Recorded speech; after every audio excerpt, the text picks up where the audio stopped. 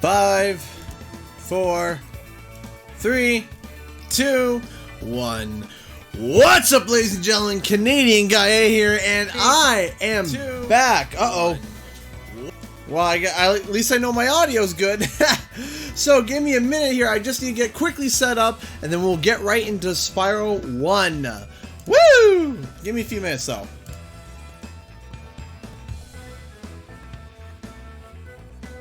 Dr. Schultz. I don't really care about Dr. Schultz. I'm sorry I'm a little late today.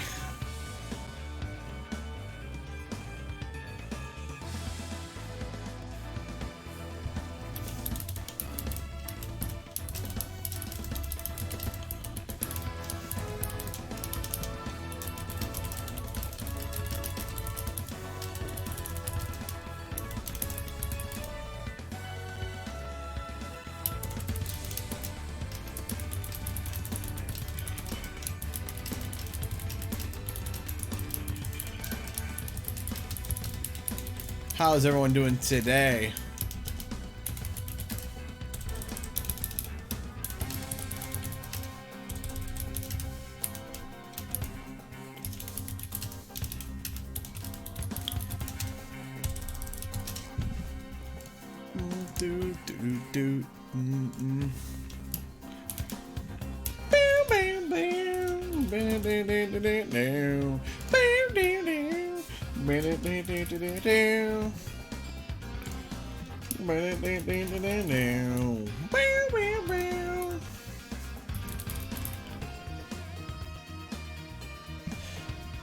Alright, do this, Command C. Actually, no, let's do that. We are almost ready.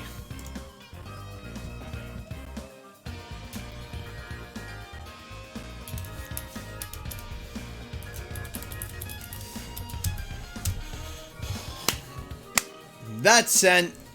We're, I think, about ready to roll. Alright, everybody.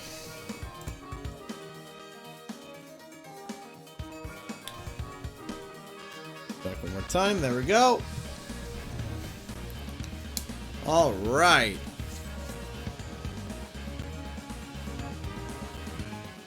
Come on, dashboard. Why are your comments? There we go. Now we got the comments coming up. There we go.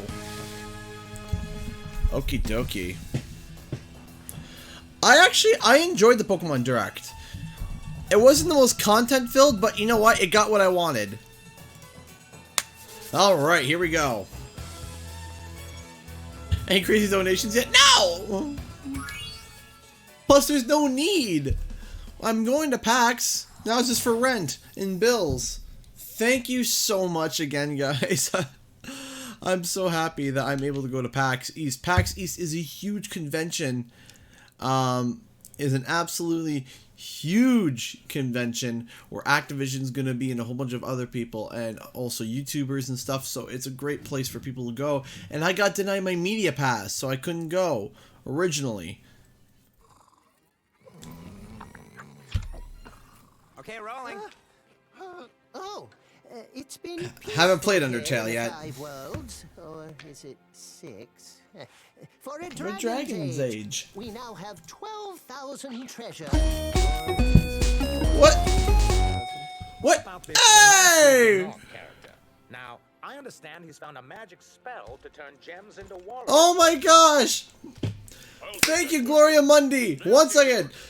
Let me finish this. Let me finish this, and then I'll get to it. 1 second. In a remote world and is no threat to the Dragon Kingdom. No threat! Besides, he is ugly. Ugly? That does it!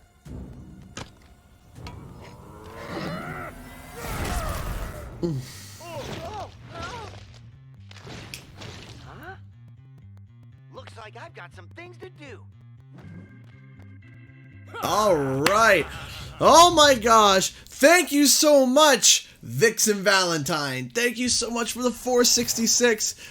I'll let you know my Discord is on Vixen Valentine. I've changed on Google because I can't yet, but will eventually. Thank you, Gloria. I'm sorry, Vixen. Thank you. Oh, that's right. This is still on. Hold on.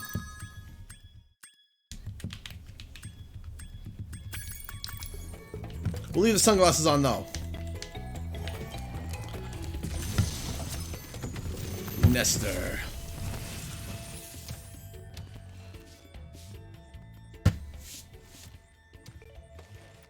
Thank you for releasing me, Spyro. Free 10 dragons in the artisan world, then find the balloonist. He'll transport you to the next world. What about Nasty Nork? I'm going after him. Find dragons first. That's That's all all I can tell you.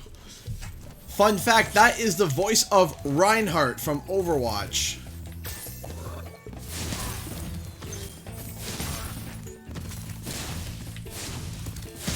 There we go. You know, let's do a playthrough of the original.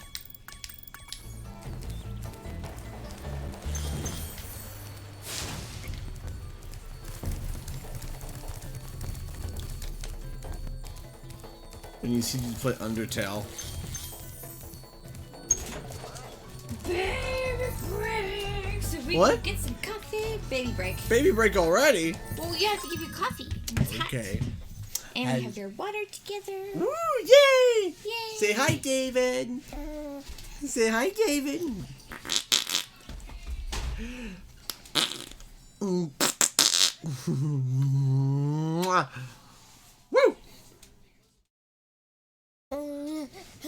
I will try. I've been hearing a lot about Undertale. I might definitely give it a shot. A lot of people have been talking about it. Whoa, whoa! We got a bouncing bean here.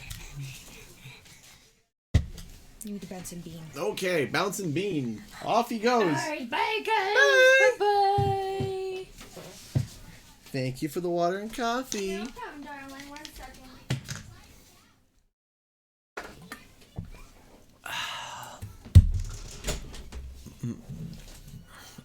I am team Grunky, or what? Was it Grunky?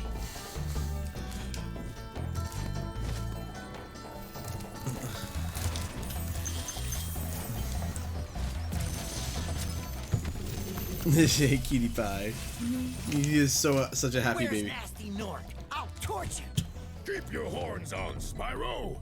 You have much to learn first.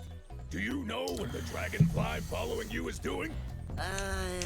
His name is Sparks, and he's helping and protecting you. Keep an eye on him and see what I mean. Yay!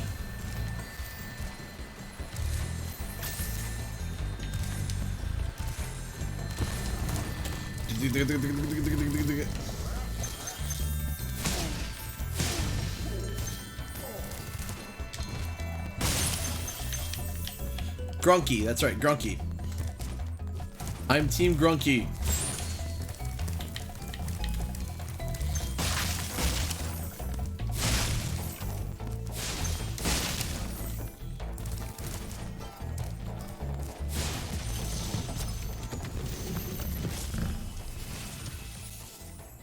Cool flash. Do that again! The artisan's boss is through a portal in the dragon mouth, but you're not yet ready, Spyro. First, you must complete one of the other artisan lands. The funny thing is that I love how when you go back to him again,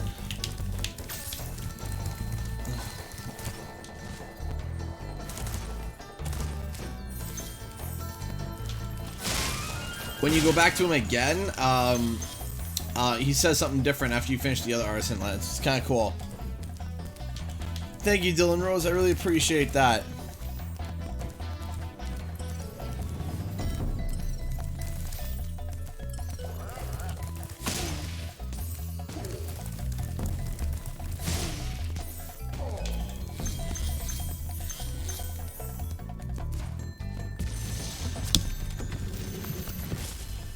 Of course I streamed the Insane Trilogy. Hey, Spyro, press the jump button twice to glide. And Don't be afraid. Afraid of what? Falling from high mountain peaks? Plummeting into prehistoric glaciers? Oh, that. Actually, if you guys, one of my more popular videos on the channel, my Spyro as hard as Dark Souls video, I used Spyro's facial expression from that scene for the thumbnail.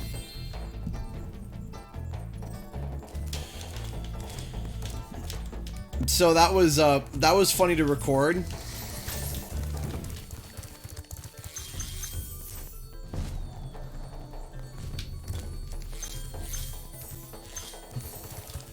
Just the... Oh! That! The nervous smile.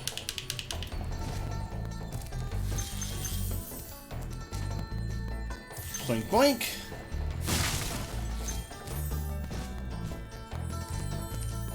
Whee!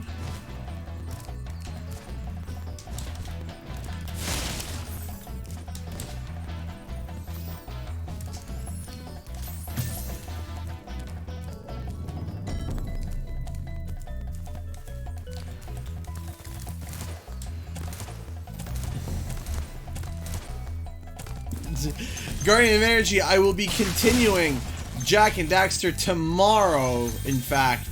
Tomorrow I will be live. That means I live streamed every day this week and made a video.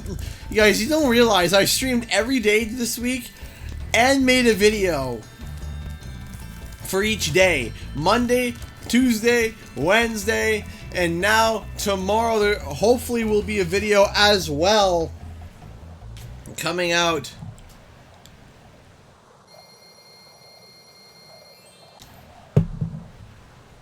It's like, this week has been very tiresome on me. Oh, I'm always up for interesting propositions or destination mark. You can fire it over. I do like it, Gloria. Boom, shakalaka.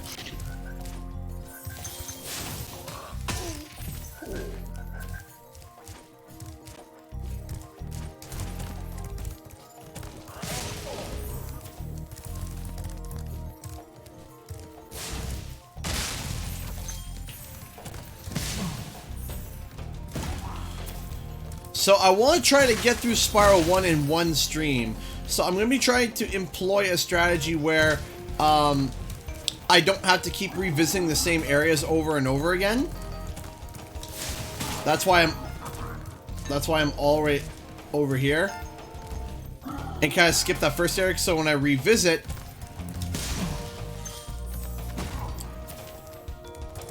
honestly, one of my favorite starters of all time has to be Rowlet. Rowlet was really awesome. Spyro. Anyone remember this model? Use the action button when you want to. This is the same model that we saw from Nestor in the first trailer, remember? Yeah, that was old. In the trailer, they had. I told you guys. I told you. I remember. I said that's not Nestor. I know it's not. And people were like, "What, King? Oh, you're dumb. That is Nestor. You're dumb." And I'm like, "Yeah, okay. Watch." And it wasn't. I was right. They switched the model up because I knew that was a Nestor. I knew it. Didn't work.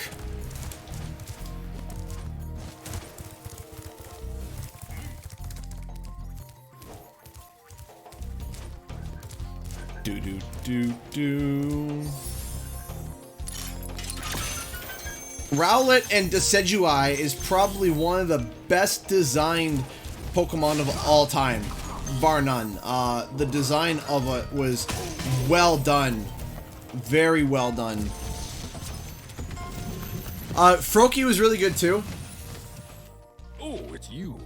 I wasn't sure if you'd escape those annoying... Exactly, Dylan, exactly. Of course they wouldn't bother me, But here's a hint. Their metal armor is fireproof, but a charge attack will take care of them.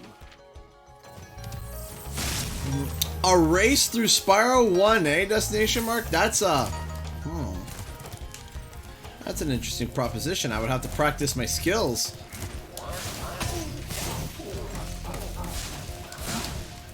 It would have to be 100% or 100% run, of course, right? Because you can't play Spyro without doing a 100% run.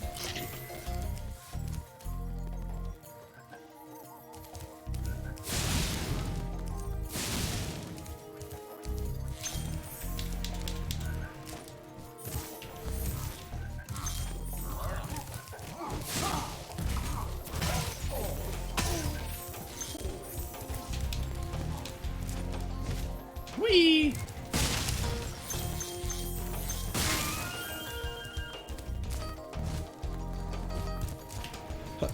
Up, up.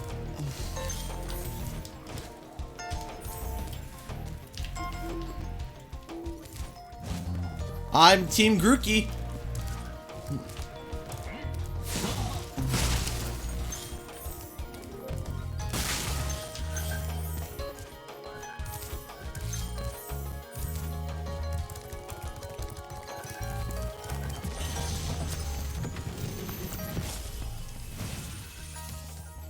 Big enemies like this Nork with the club cannot be charged, but a quick flame, that should defeat them.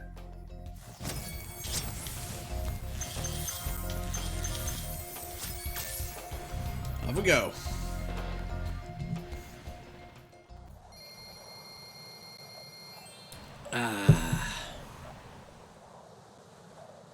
Woo!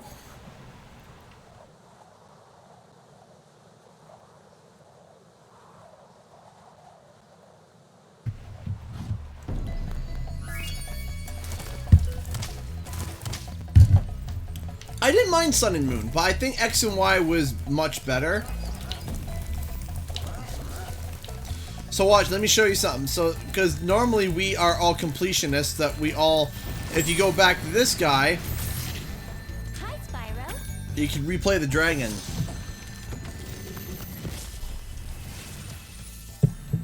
Cool flash. Do that again. The artisan's boss is through a portal behind me. You can challenge him now, if you feel you are ready. So, I don't know, just I hadn't seen that in a long time because I always just, you know, 100% everything, then go next 100% everything. PS1 Spyro 1 game. What's my favorite PS1 Spyro game? For me, it 2 and 3 are right here. They're right there. But for Reignited, number 1 is there.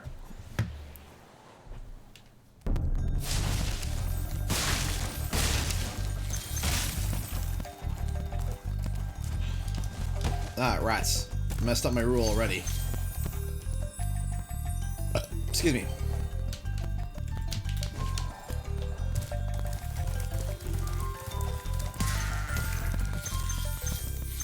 Messed it up again. Okay.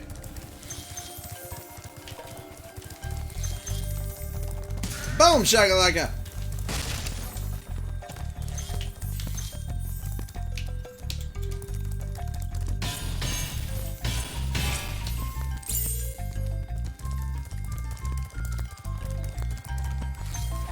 Here we go. Whoop, whoop, whoop, whoop, whoop, whoop, whoop, whoop.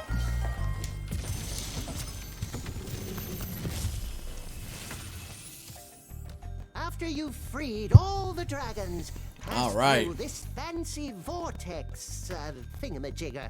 It'll take you back to the artisan home. But first, let me tell you a story. No thanks. See ya. All right.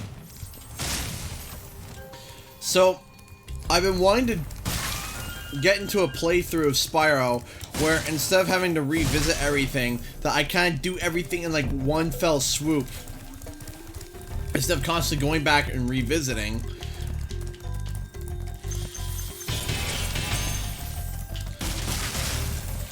To kind of improve my playthrough time. There we go. When you free a dragon or step on one of their platforms, you're saving your progress.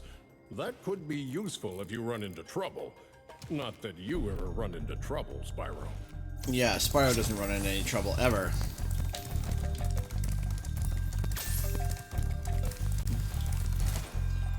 I still get amazed by the colors of this game, though. Like, even after playing it over and over and over again, I mean, I think this is like my 6th playthrough of Reignited. The colors still get me every time.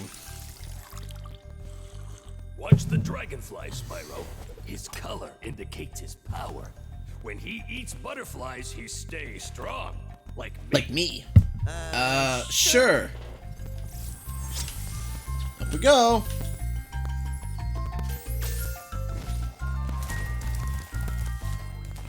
Make sure I got everything around here. Maybe I did. Always watch the borders.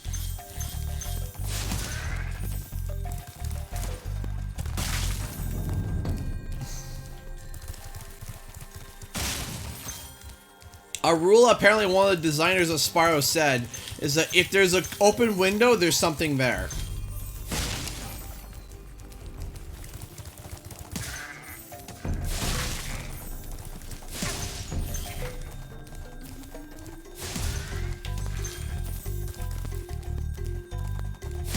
I still remember people in the comment sections that were screaming at me. People that were screaming at me in the comment sections. I still remember that I said that people were saying, "Oh wow, you couldn't ram the sheep in the original." I'm like, "Yeah, you could." They're like, "No, you can't. You stupid. You're not a real Spyro fan." And I'm like, oh, "Okay."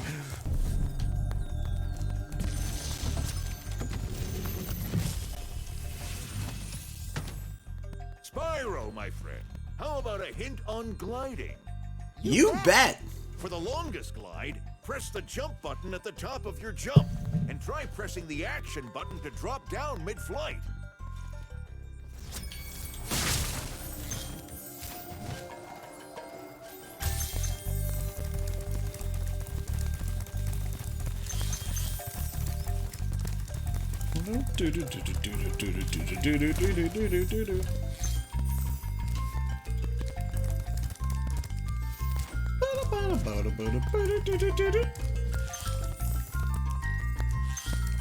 Stonehill is still to this day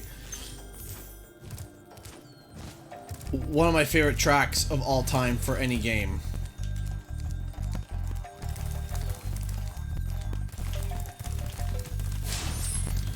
Skill point!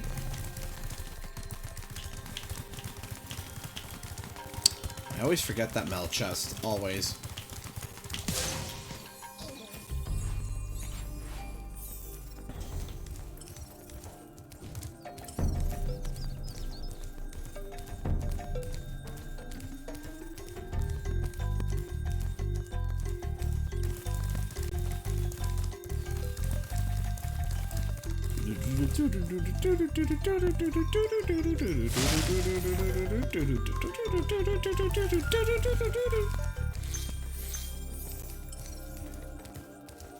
So my main judgment overall for Reignited is I feel like this is the definitive way to play Spyro.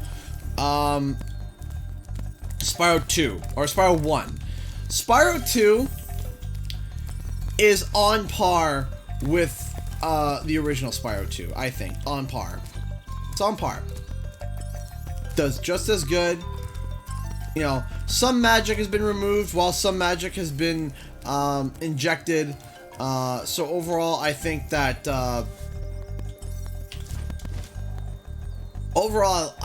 this is the definitive way to play Spyro 1.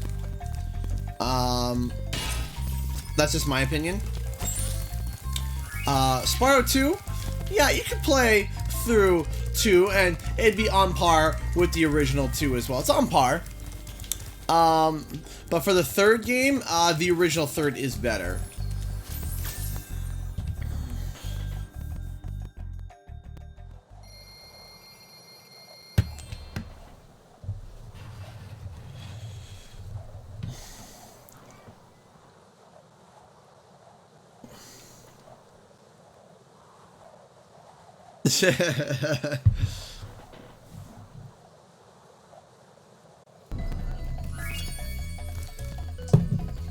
Alright, so there's Stonehill done. Dark Hollow, Stonehill. Heading off to... Is there a skill point for... No, there isn't. Okay, cool.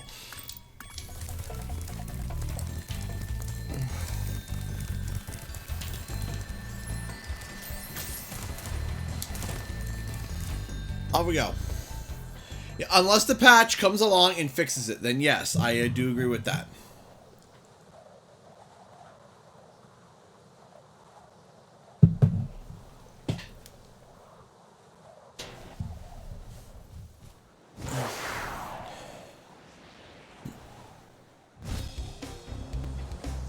So, here's my stance, is that if that patch comes along and fixes Spyro 3, it makes it even just equivalent as good as the original, then this would be the best way to play Spyro.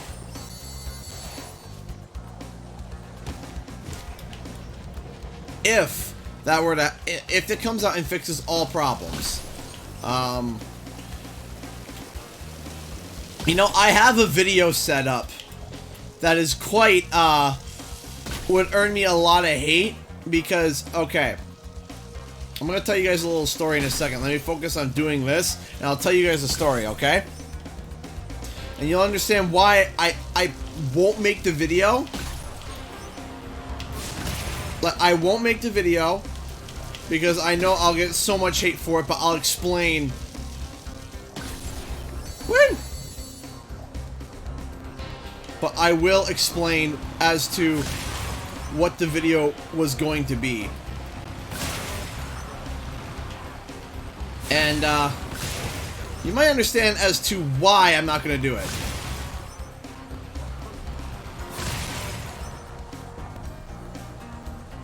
Where's the last guy? There he is.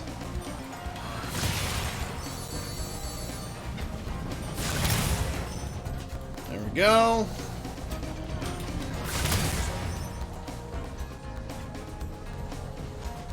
So I will tell you guys a video that I want to do but will never come to be. Okay, so here we go. Here is... Okay. So, here's the story.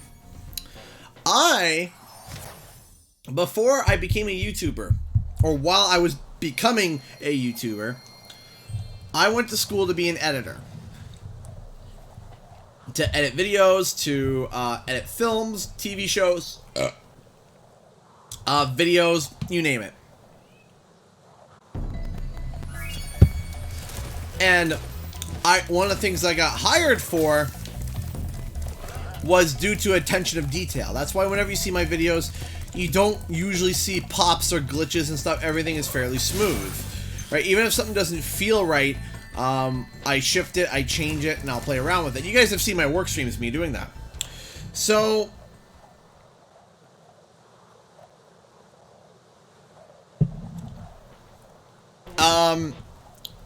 my old job before this one, I was an animation editor.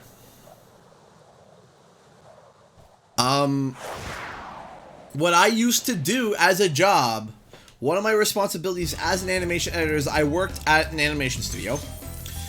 And I would sit down and I would make reference cuts for the animators. That was one of the jobs. Once the reference cut was done and signed off on by the producers and all the sound effects were dropped in and everything, it got sent to the animators. So then, then the animators would animate over top the reference reel that I made with them with the storyboard art. Use the right stick to get a good look. And then they would, with the storyboard art, I would make a reel, and then I would cut it shot for shot. I would have the dialogue in, dropped in, shot for shot, everything done.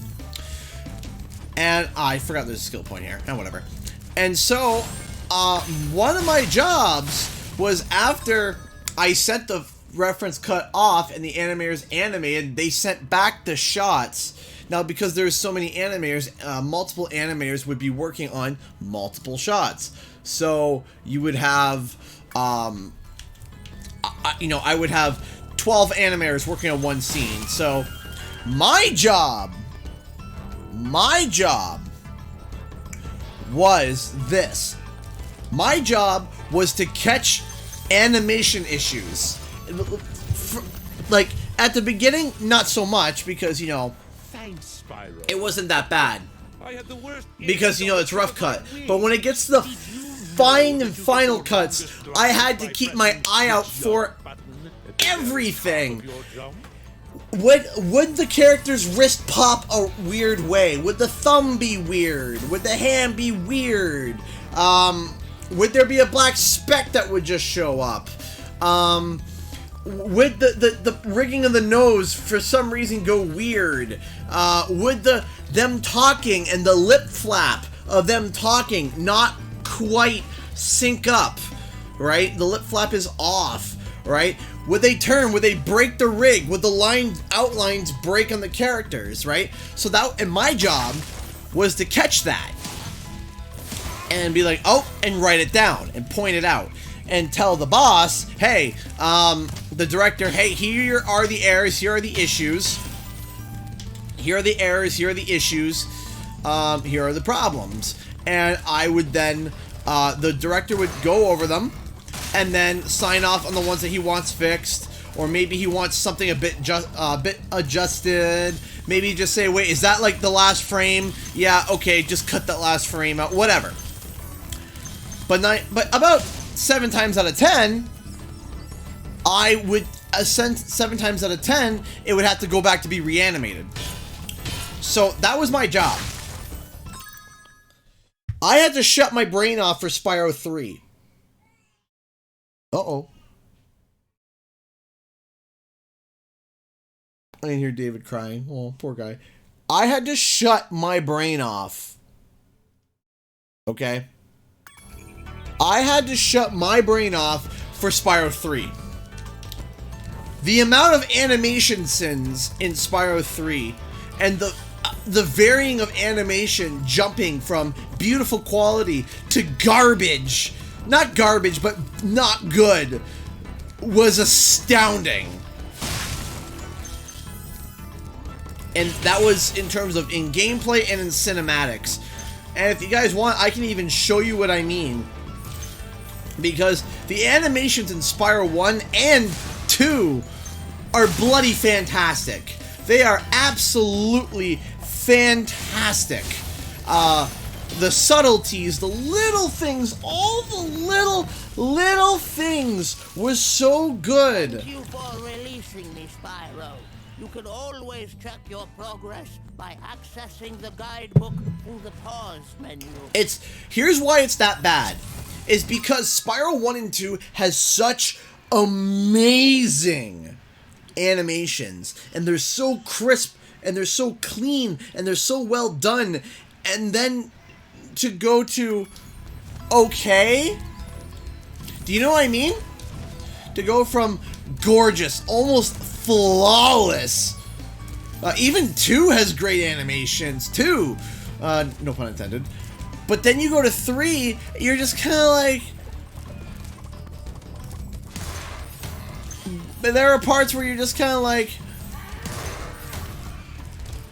And I was thinking about making a video in the point of view of an animation editor pointing out all the animation flaws in the cinematics in Spyro 3.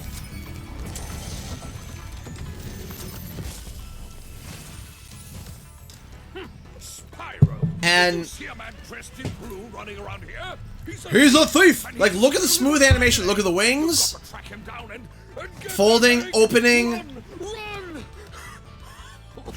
I'm getting a little winded. A slight bit of clipping on the tail, but nothing to call. You don't call that. You don't call something that small. But some of the animations in 3 just like drive me insane. They drive me nuts.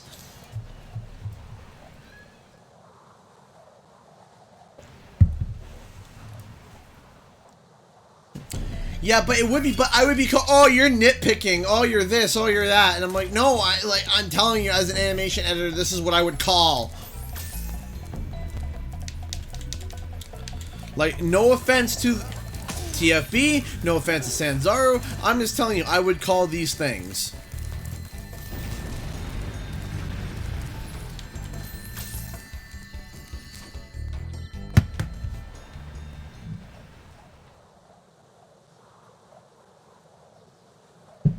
Whoa! Whoa!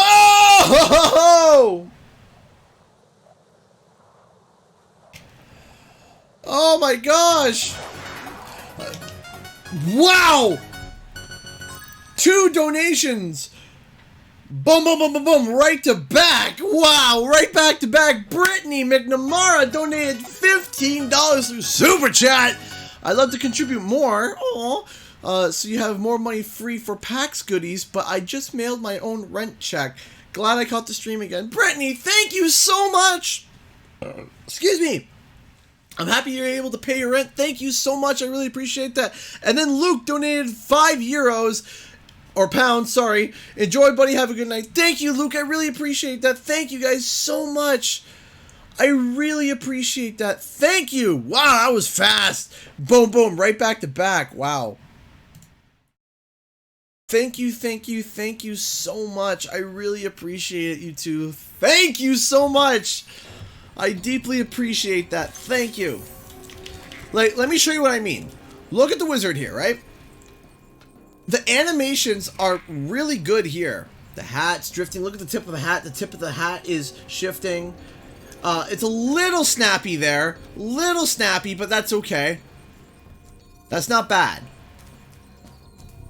Right? Dog has got subtle movements. He's got the ears. He's got the breathing. You can actually see the hair moving slightly. That gives it life. Right? Right, so it's these little things. The grass, see how the grass is drifting ever so slightly, ever so little bit. You see, and that was my job. That was incredible, Brittany. I remember that. Thank you so much again. I can't thank you guys enough. Right, so as a job,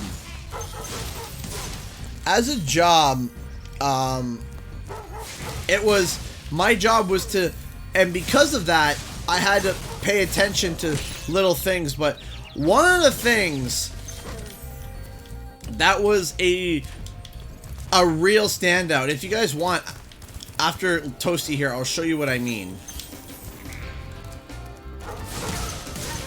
There we go.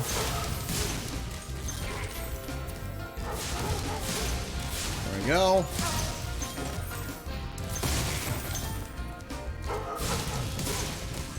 What is my phone doing? I am not kidding. My phone is going insane. Why? Okay.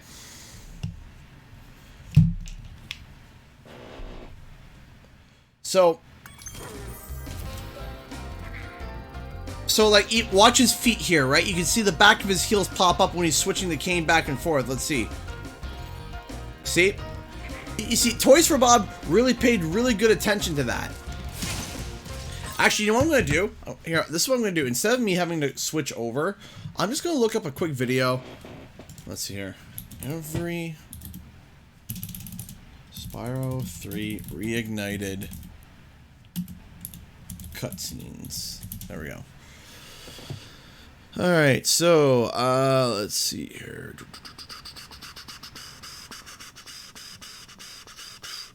Gamer's Little Playground, 1.3 million subscribers, did all the cutscenes from Spyro Reignited. Alright, I'm just going to show you what I mean. You're the Dragon. So I'm going to fast forward this to one cutscene that I think of in particular, that to me is like borderline, like when I saw it, is where I had to shut my brain off because of, I was just like, seriously? So here's one. So, and here's the thing, I don't think it was all, like I said, it jumps in quality. It goes from like really good to what just happened. So here, let me show you what I mean. All right, I'm going to step on Nestor. And I want you to pay attention. And this is the key thing that you can tell. Pay attention to Spyro's wings in the animation. Watch Spyro's wings in this animation. Just watch. Nasty Nork has put one of his most devious henchmen in charge. So watch. Of the world. Bring him on. Contracted, wives, and then, Careful, Spyro. right? Do you see that? You see how it expresses, where it's slightly open, does the animation, curls in, and then sprays open. Right? So slightly, right? When he goes to jump, contracts, lands, and opens, okay? Right, so that, and well animated. Just watch this. By the way, again, shout out to Gamers Little Playground. Alright, watch Spyro,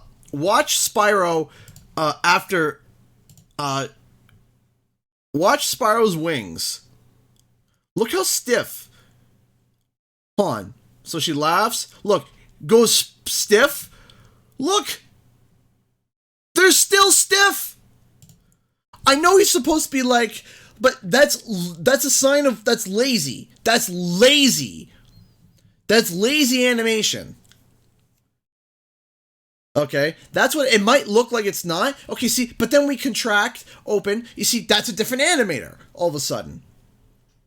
But before, it's just like, stay stiff. Hey, look, Hunter. And I'm like, no, no.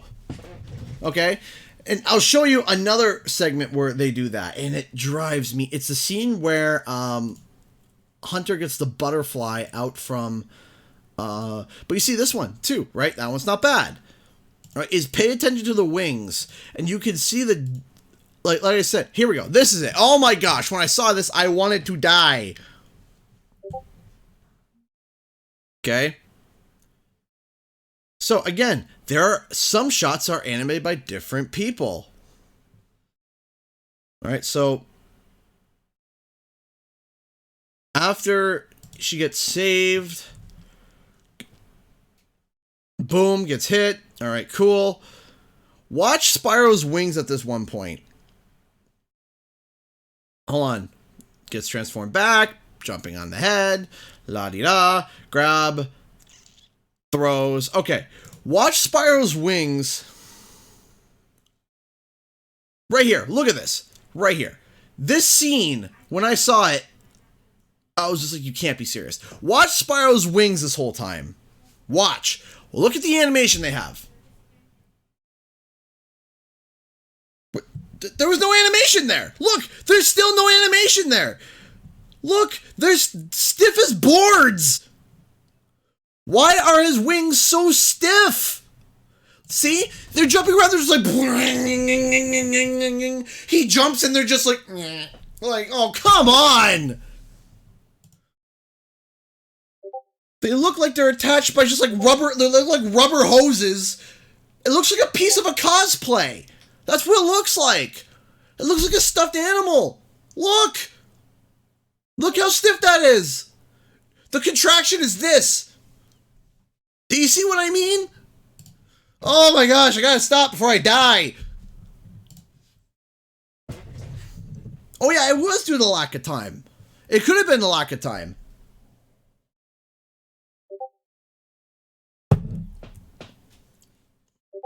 It definitely could have been because of the lack of time. Absolutely. But I don't know. They're not contracting at all. And once again, let's look at Nestor again. Watch. It's got the sleigh adjustments. When he jumps, it contracts and opens and sprays back open. Put one of his most devious henchmen in charge of the artisan world. Bring him on. Look, see? I think I smell a barbecue. Look, do you see how animated that is? Toasty has many tricks up his sleeve. But this is why I'm not going to make that video, because people are going to be like, you're nitpicking. Right? And that's why I'm not going to do it. I'm not going to do it. But I'm not going to do the video because I know people are going to be like, you're nitpicking. You're stupid. Right? And that's why I'm not going to do the video. But it's a shame that I'm not going to do it because, like I said, in my, if I was working at my old job, I would have been flag, flag.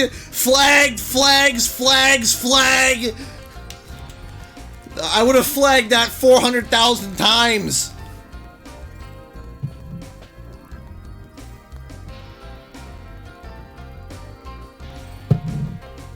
Oh yeah, definitely, because I've worked in the field. I know what to look for. As soon as I see things that can contract and open, I think, uh-oh, here we go.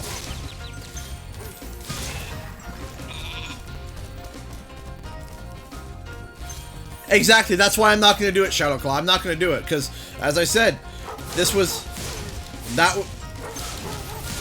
was my job.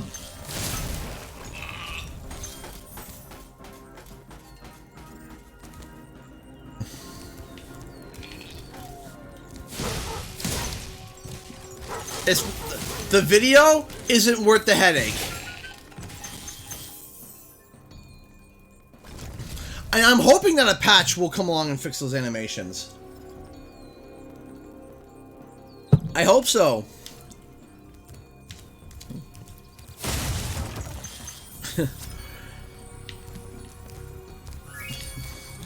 Just blow the whistle. Flag on the animation.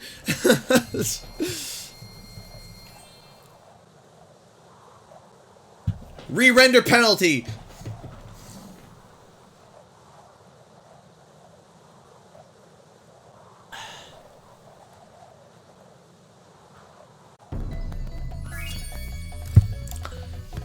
I can't say the projects that I have worked on, well, because then it would give my name away, but I will say this. I worked at a studio. I didn't work on these projects, but my studio has. My studio has worked on The Expanse and Vikings.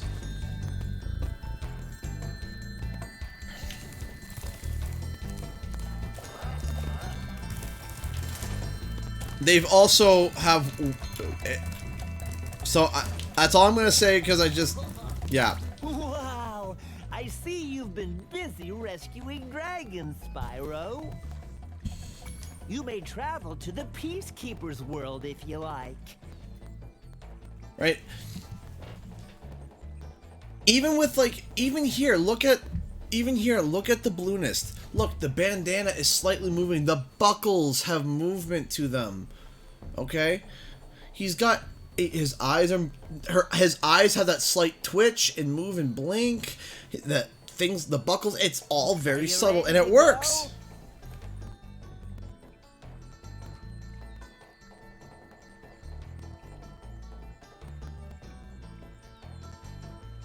I'll be streaming this week. I'm going to be streaming 2 more times. I'm going to stream tomorrow and Friday, and then I'm done, and I'll start streaming again on Thursday.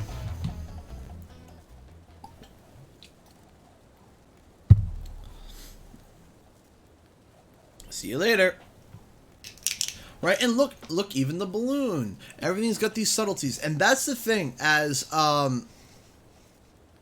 that's the thing about animation. With animation, it's subtleties. Subtleties is what makes animation so smooth. Right?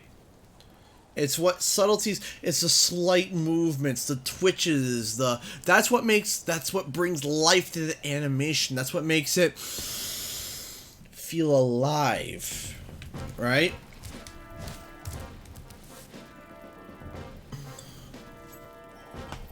That's okay. Just I try to keep my name, semi Look at the wings here. The wings, they're moving and they're beautiful. Please, recover our treasure, Spyro. Collect treasure. Got it. Right? It's subtleties.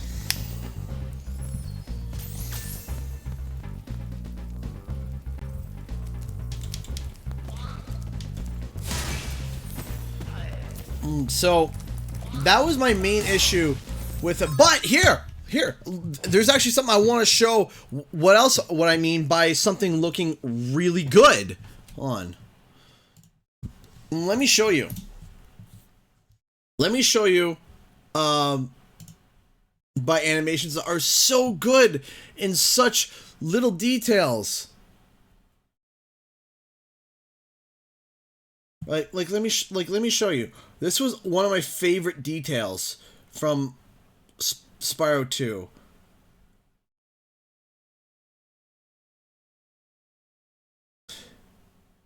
Okay, watch. Is this scene here? Okay, so watch. When we cut to Spyro's point of view, and he's walking up to Spyro, or to Allura, her left ear does that slight twitch as if she can hear him. You know those, you know when a dog or a cat or animals, they can hear something, the ear does a slight, like, might twitch or turn to hear? Listen, look at Alora's ear. She can hear Spyro, and that's what causes her to turn around. Look. Watch. Watch very closely. Did you see that? Did you see that? It's so subtle. It's so subtle. Look, and see what I mean? Okay, and you can actually see Spyro take a breath there. You can actually see Spyro breathe. Like, watch. You can actually see his nostrils flare up in his chest. Watch. See? And his wings do a slight, like, wow, like these little things. And look, even the wings are still moving slightly, but they're curved in. They're not so stiff. And then if we fast forward a little bit more, one of my favorite scenes is actually where she like turns to Spyro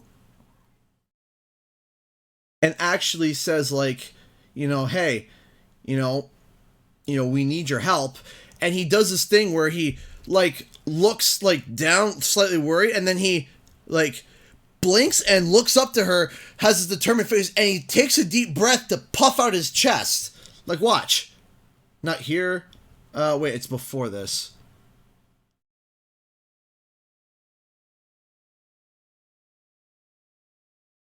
Here it is here, I think.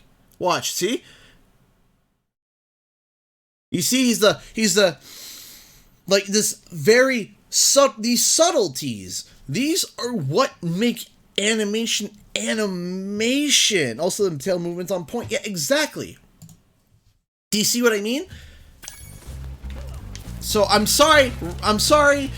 You guys are previewing my thoughts and feelings. But this is why I rant about Spyro 3. Because I rant about it because the animations in Spyro 2 and 1 are so good! They're so good! And then 3 is just like, eh? They're just, eh?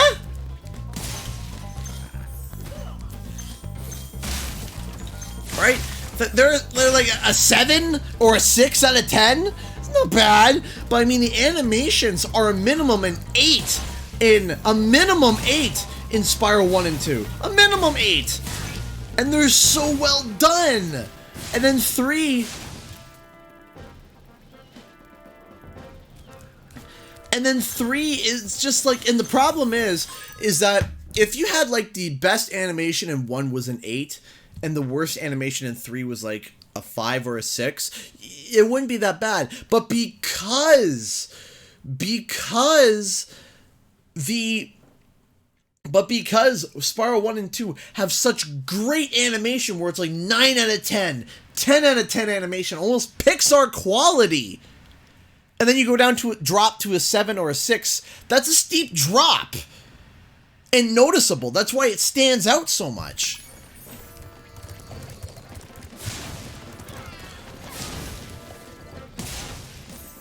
Like, watch. When I flame this, you're gonna see the Nork, and their hats are gonna go in the end. They're gonna spin. Like, watch.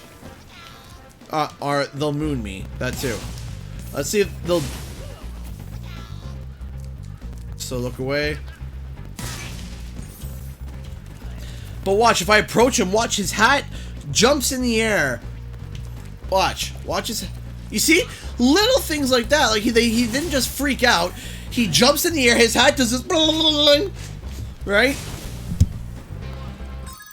You're right. It's these little details. Toys for Bob hired. Yeah. Oh, they would hate me. A lot of animators didn't like me because I'm just like flag, and they're just like, I'm just like, sorry.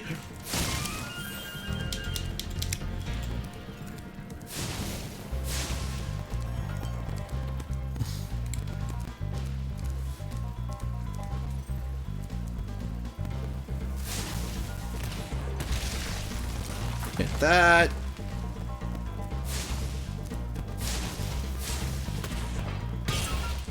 Guess demonetized.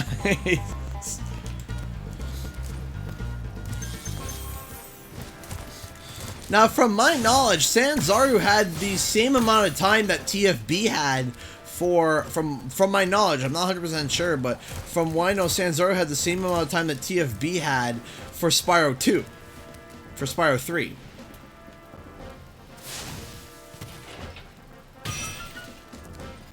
How do the animations in the original 3 compare to the original 1 and 2 in your opinion?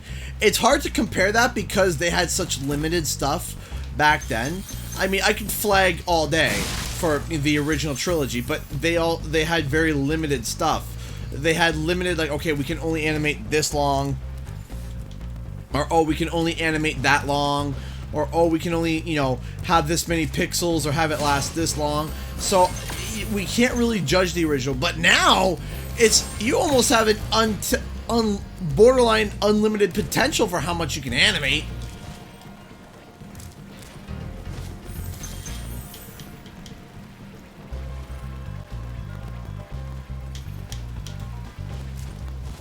Yeah, yeah, you could tell that, you know, that 3 was rushed.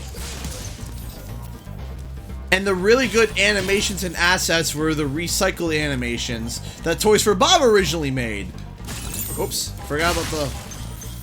Always forget about the hover. Well, absolutely, that is because of the reason. But that's why I had to turn my brain off. Spyro.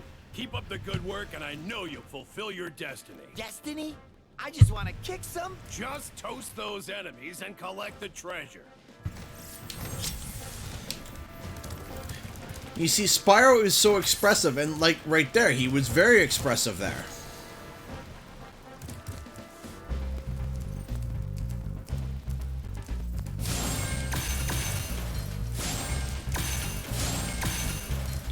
Crack this open.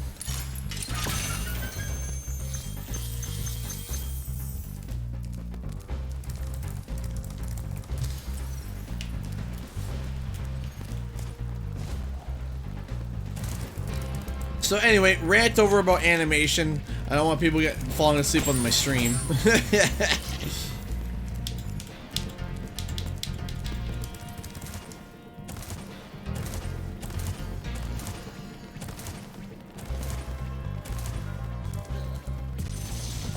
This animation's good too. Hey, you see what I mean? Dragonfly has been doing a good job protecting you. Make sure to keep him strong by feeding him lots of butterflies. Love it! Absolutely love it! Yeah, there's a weird hitbox here. I think most people have discovered it. You see, it's the original hitbox, but the wall doesn't come out quite far enough. Little things like that in Spyro.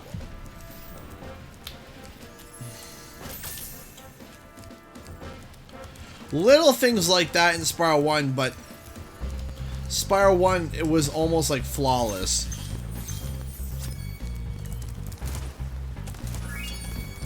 Whoop! Whoop! Whoop! Whoop! Whoop!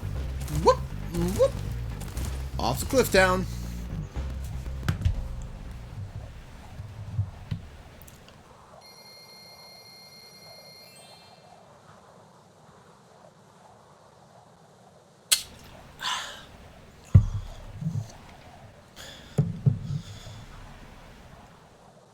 No, discussion was really insightful. Oh, that's awesome. Whee! Spyro animation landing here is a bit stiff. I would flag that. Alright, and boom!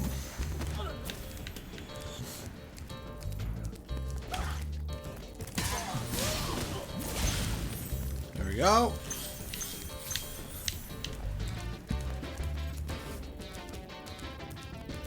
Do the boundary glitch. I love this little thing.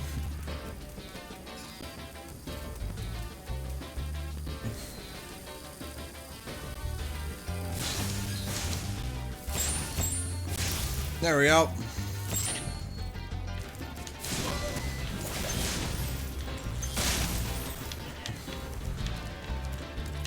Go over here.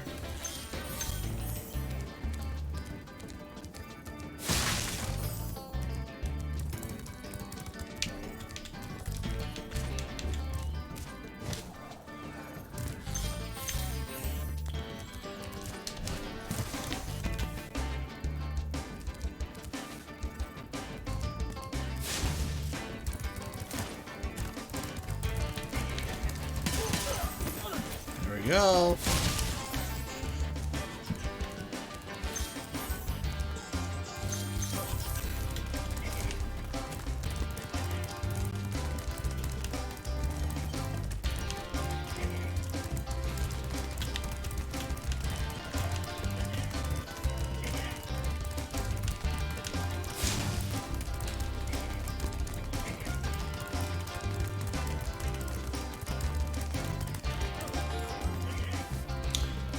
I'm actually not comfortable chasing him that way. I feel more comfortable chasing him this way. See? Weird.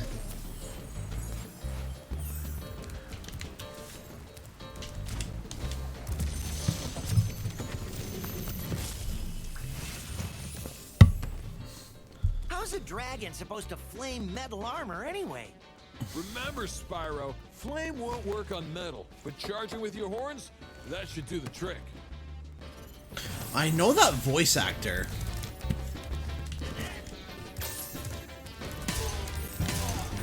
I know that voice actor.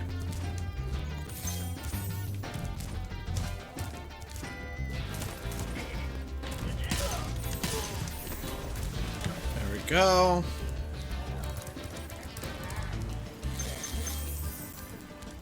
Go over here.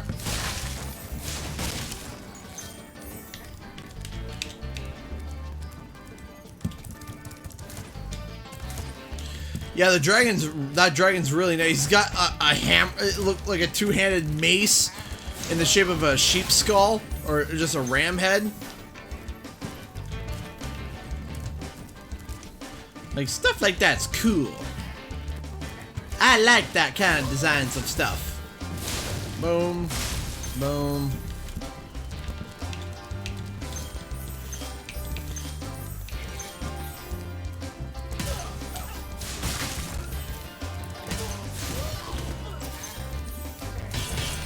Woo!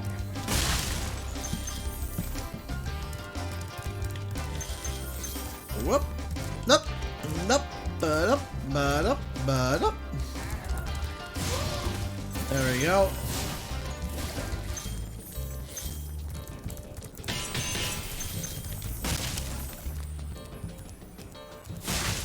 There we go. Let's go. Hey, what's on the other side of that river? Why don't you glide there and find out? No.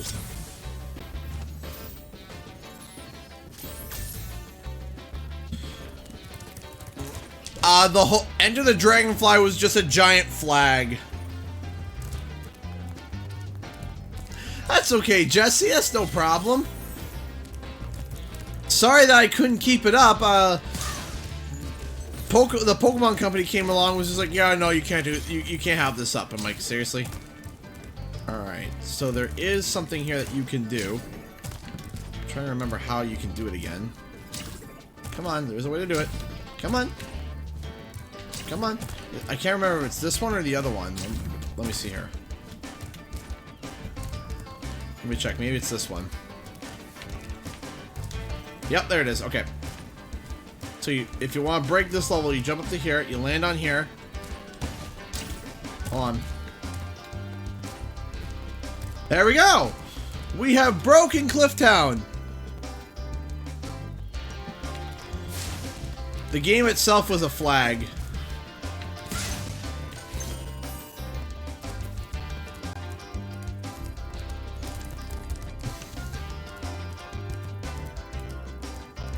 So if you want to break Clifftown, this is how you do it.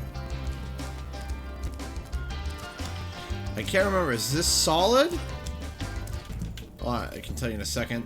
That's not solid.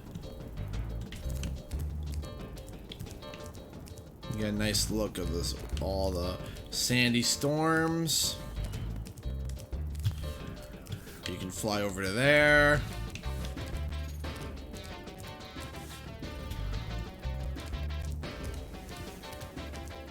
Kinda neat, eh? And then you just come back in through that way.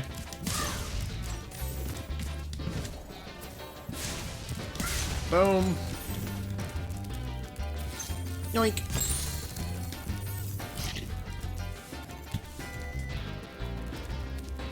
Well, actually, I was able to get mine back up. Goodness gravy, with the footage. I had to do some fan dangling with it. That wasn't easy.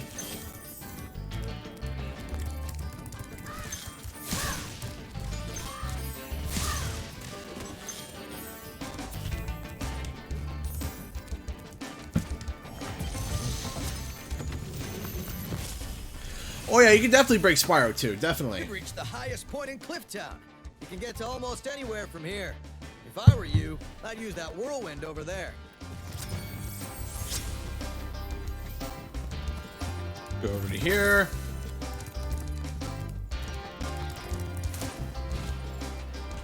For a second, I thought I have too many Funkos. Hey, Rebecca. Oh, you know, me just ranting about animations and stuff. You know, no big deal.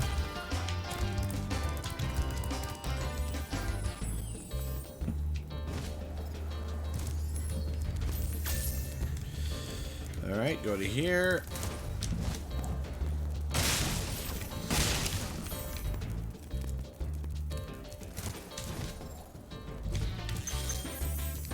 Go to here.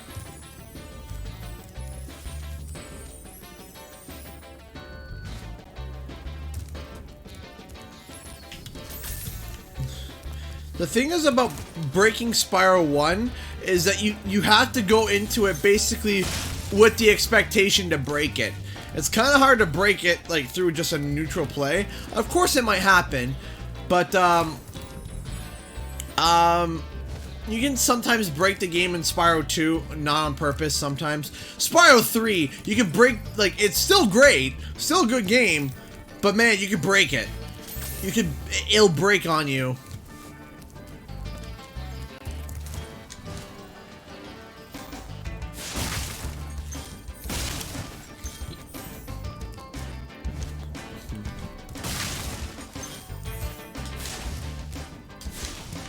Come on, you can. I know I can do this. There we go. Yep. So then we have to refly again. Don't want to do that again.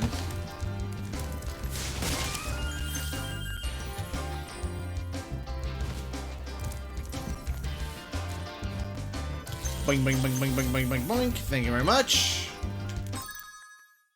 6 gems. Where art thou 6 gems? Oh, did I miss that one? Really? Shocker.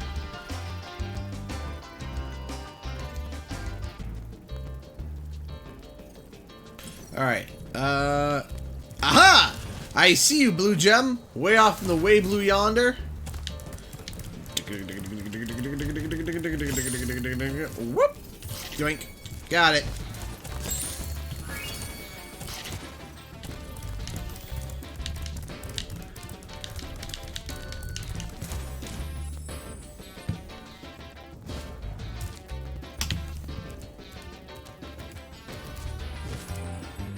Whee!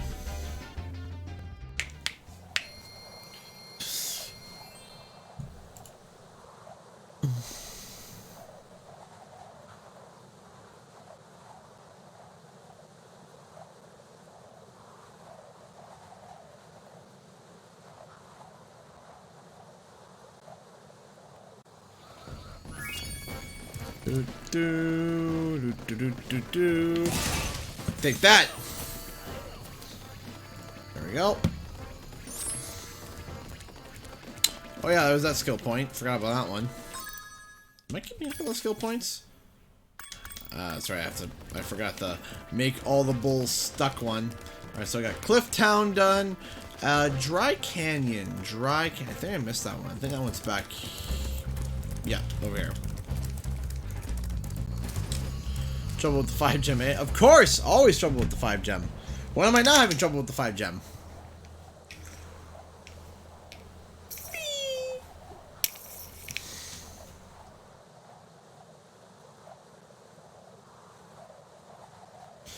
So, tomorrow at 7 p.m. Eastern Standard Time, I will be live streaming Jak and Daxter. So, today's the last Spyro stream.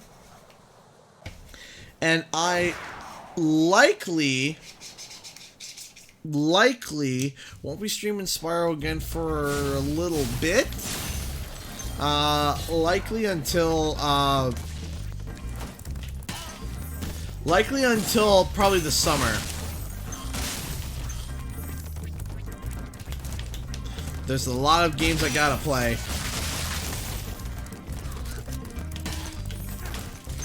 Doesn't mean I won't. I might.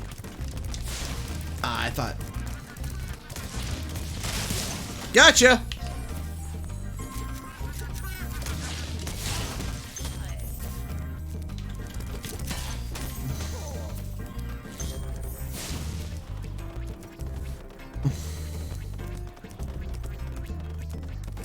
Oh, I know you guys like my Spyro streams.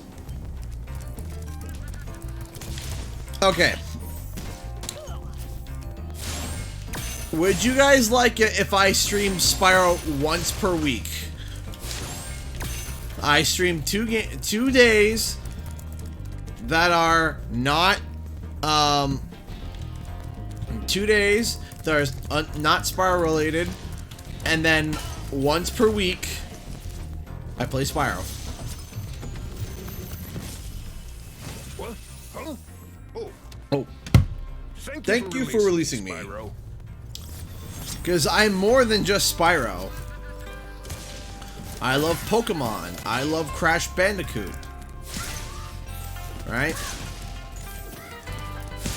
Boom. Yes, okay.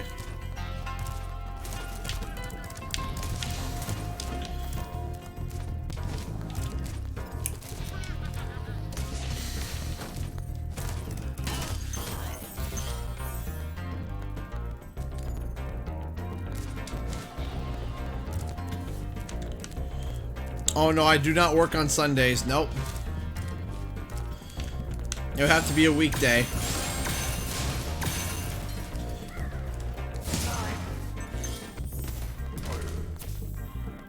Hey, thanks, Kay. I'm fine with whatever you want to stream. Aw, thank you. Got that one. Already did store.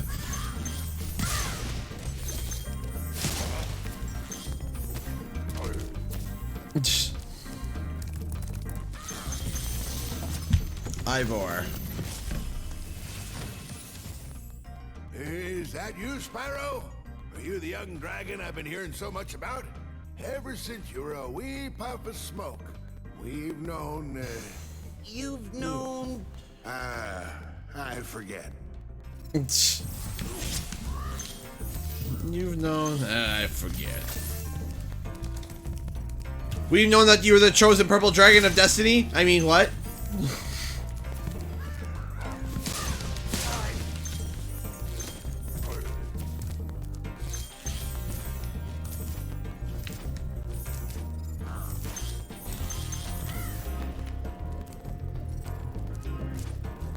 Boom.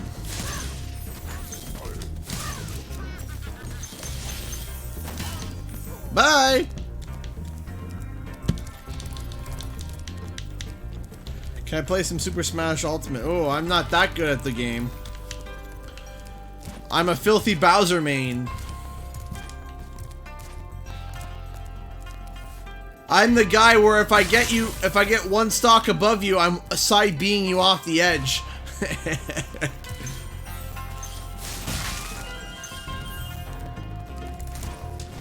My friends like when I play. My friends really like me when I play Bowser.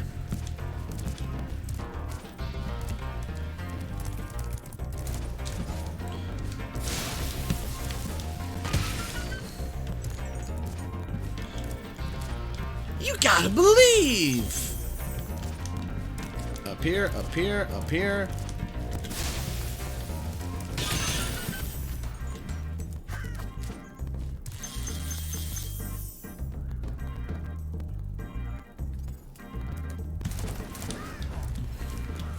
Hey, hello!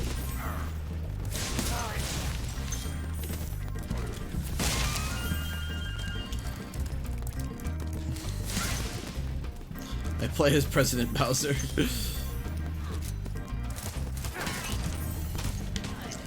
I love playing as Bowser. Getting over it, oh boy. Dry Canyon rewards good gliders. You are a good glider. Hey, Spyro. I was born to glide. Whoop-wah.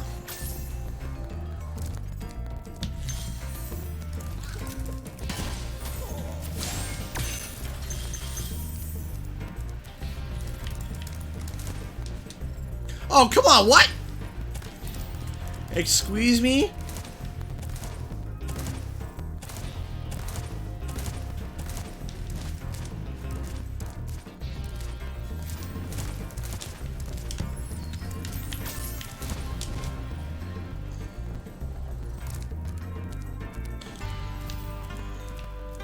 No, I don't play Rocket League.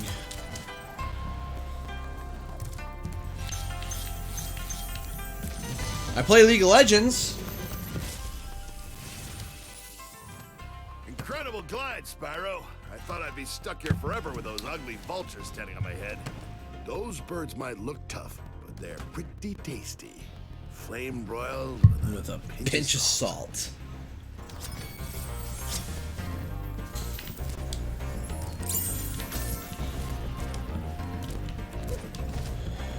Death from above! Oh, that's right, they're sleeping.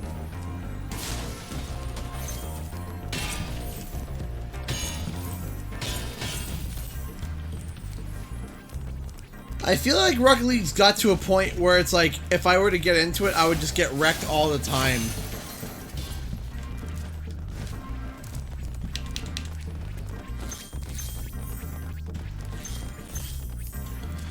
Nah, I'm not a really big Fortnite guy.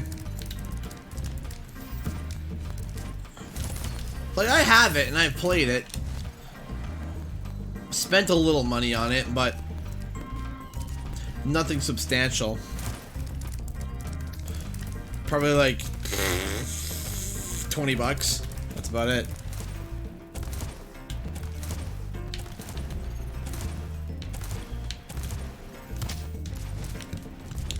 Probably about 20 bucks. That's about it. And just Apex Legends, on the other hand, I'm starting to get into that. That's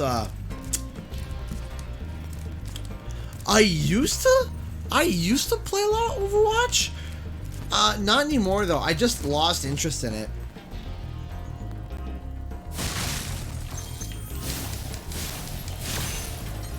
Oh, I love Mortal Kombat.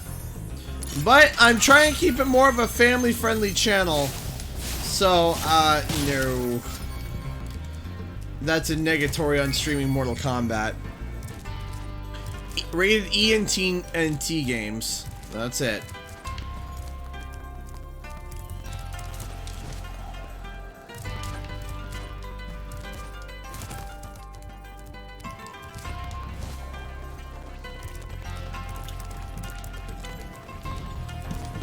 Off we go. A little bit of TF2, but not too much. At the time when I had TF2, the laptop that I had was so bad, it couldn't run TF2. So no.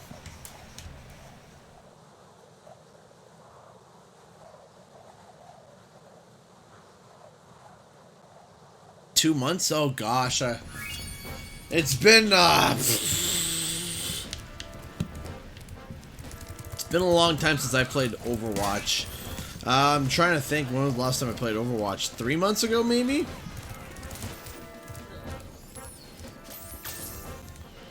I would love to play Halo. I saw you were into Tomb Raider. Yeah, I like Tomb Raider. I got the third one for Christmas. Starting to play through that.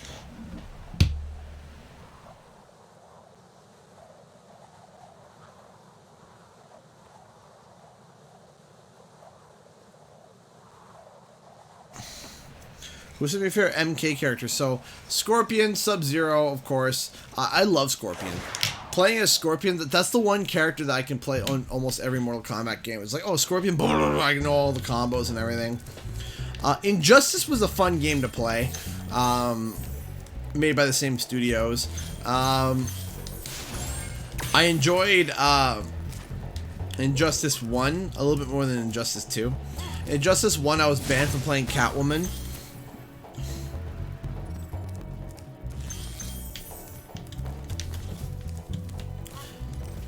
Halo used to be the game I used to obsess about, like, constantly. Constantly, I used to play Halo. That used to be my main game for a long time, was Halo. I loved Halo. Absolutely loved it.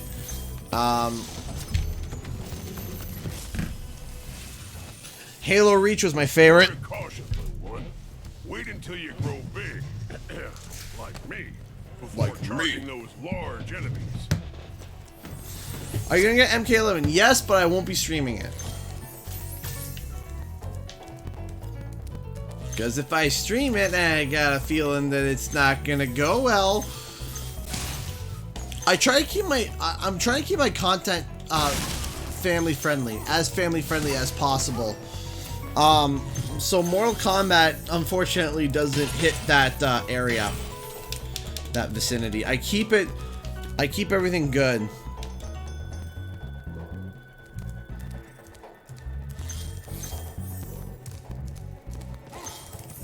Like, you guys don't hear me swear on my streams at all.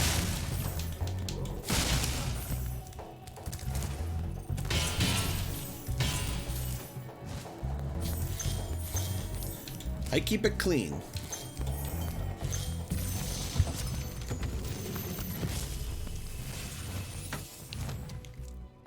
Spyro, some big Norks up ahead are wearing armor, and in the ice cave, armor can make their feet very slippery. Slippery.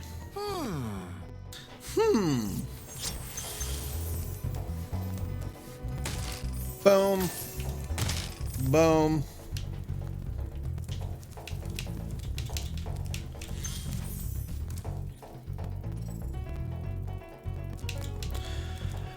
I keep it family friendly for a few reasons. One, there's a few reasons. Number one, I'm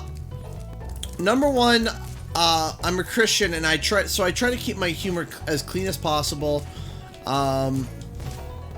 So I try to be as family friendly as possible. Number two, I feel, and this is an honest fact, is that I feel that if I can get a laugh out of somebody without having to swear or be really gratuitously dirty, I feel like that's a genuine laugh. You know what I mean? It's a classic laugh. It's a type of laughter that you don't get to hear so much nowadays. It's a type of laughter like almost like Robin Williams when he was playing Genie laughter. The slapstick, hey-o! You know, all over the place, funny voices and stuff, because I feel like using gratuitous swear words is really a using gratuitous swear words, it definitely can add humor to things, but sometimes people just swear all the time. Like, you ever hear Kevin Hart's stand-up? It's just like, man, you see, if you listen to some of these stand-up comedians, take away the swear words and are they funny? That's the test, right? That's the test, is take away the swear words and are they funny? And if the answer is no, are they really that funny? Do you know what I mean? So that's my question, is that if you swear, is it really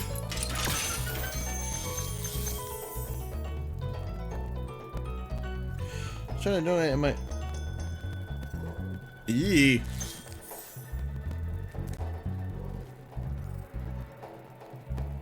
Yeah, by Clever Humor, yeah.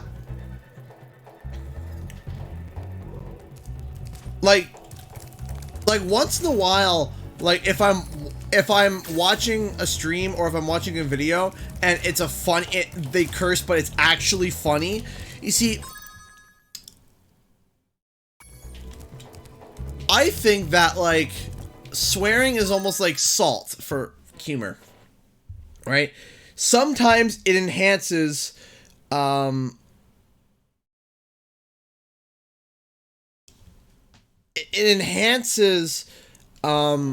can enhance the joke a little bit, but to a point. But for me, no, I want to go swear free. I want to be able to make people laugh, right? Like, and I think of like Robin Williams. Thank you for releasing me. Right? That like clean Rob, because here's the thing, Robin Williams could swear, because Robin Williams will swear like a, you know, truck driver, like, but then he can shift it completely and shut that off and shift to a different persona and go to like the genie or go to whatever. He can shut off his swearing, no problem. And that's why I had a lot of respect for Robin Williams, so that yes, he himself swore a lot, he could turn it off. Right? He could shut it off.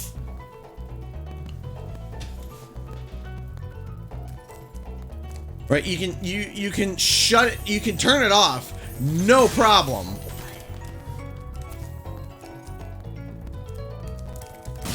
I like dark humor. I do like dark humor. I find dark humor hilarious. To a point, of course, to a point. And my wife and I, you know, among ourselves, you know, we'll share a joke here and there, but we're not over the top gratuitous. Ah, take that. But anyway, it's not, we try to keep everything clean.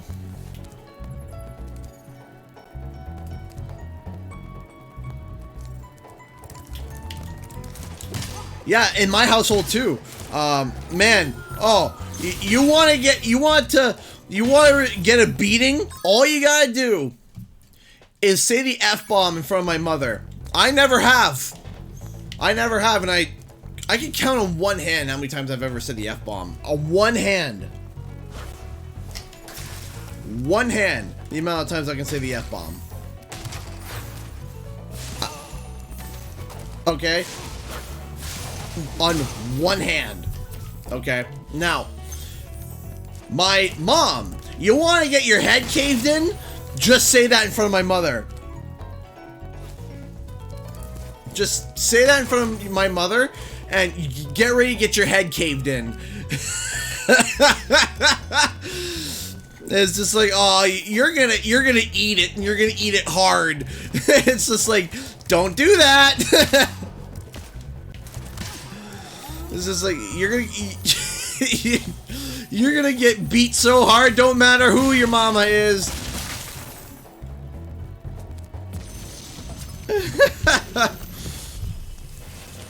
Like, you're gonna get your head caved in with a frying pan.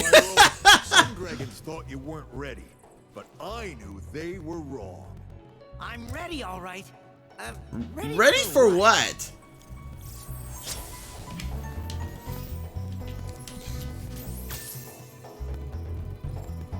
I get a little salty with driving. I've called people some Oh, but here's the funny thing. Is that... Here's the funny thing. Is that I come up with creative, like, names. And creative, like, insults. For people. When I get mad.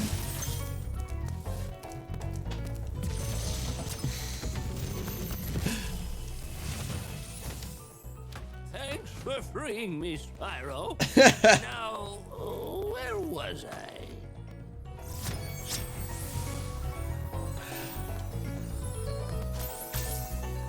Thank you, Spyro Jones. And here's the thing, though. If you're someone who swears, it's okay. I'm not gonna attack you. You do you. All right, and boom. Okay, Spyro, get the thank you.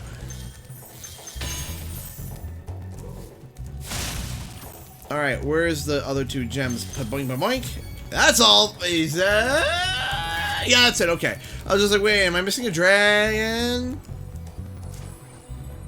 Here we go.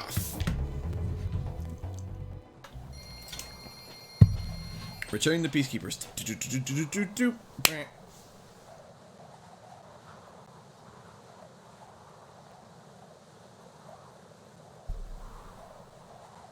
Why did I get... Oh, someone followed me. That's why I was just like, why is my phone going off? Oh, that's why someone followed me on Twitter. Okay.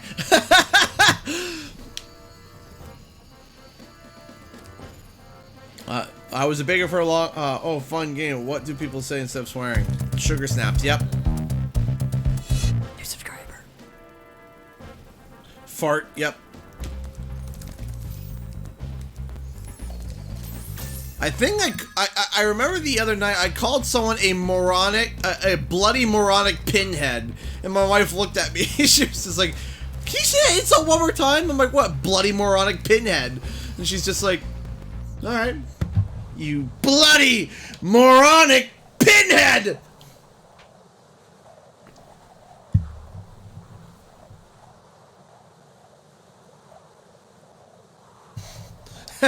Oh, fa la la la la. That's a way of saying it. Fa la la la la. Yeah, I was driving the other day and someone cut me off and I called him a bloody moronic pinhead. What was a...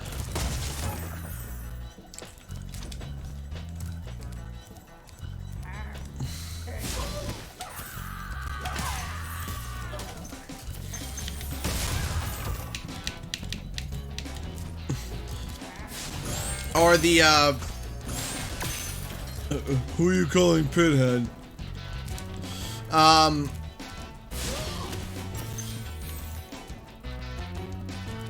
Poop.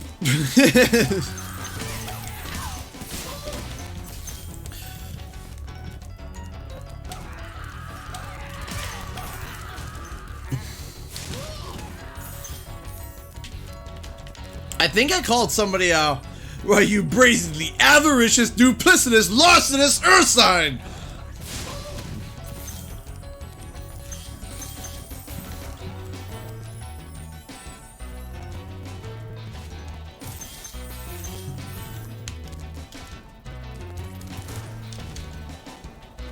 And boop.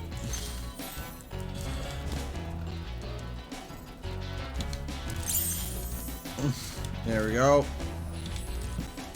Cottonhead and Ninny Muggins. There was a, what was it that I said the other day we were driving through a town that I normally don't drive to. And the way that they, so cool. You don't know what it's been like listening to him over and over. But I tell you one thing, he should watch his back. So one of the other day we have this town, and it used to be an old cobblestone town, like with horse and buggy, but then they converted it to a regular city, obviously today.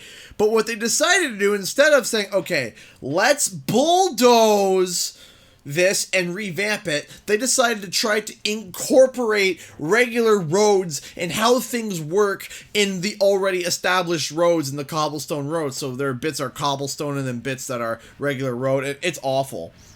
And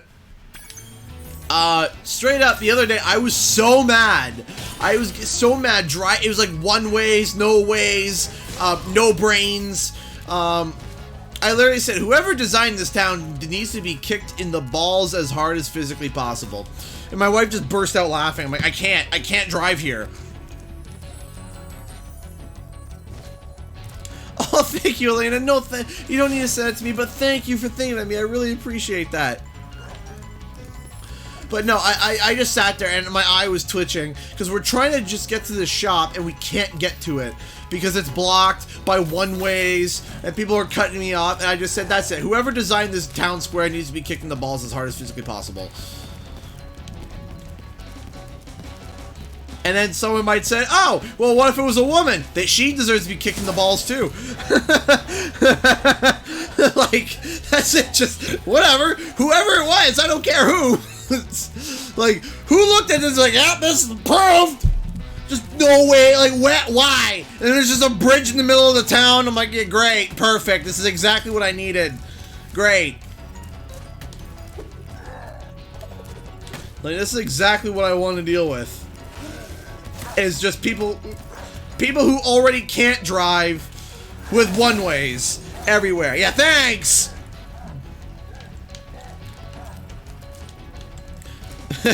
Welcome to the UK!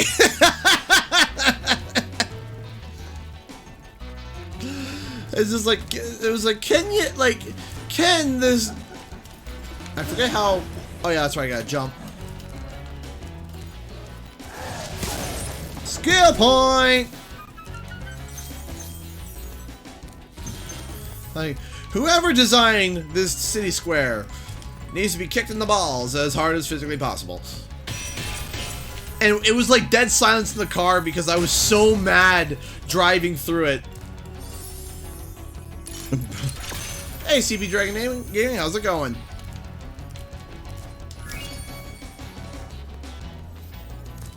And of course, some of the old insults, like, where'd you get your license from? A Cracker Barrel? Oh, no, it was a Cracker Jack box, yeah. Did you get your license from a Cracker Jack box? There's that. Yeah. Oh, are we getting any lag? Just checking here. No. That's good.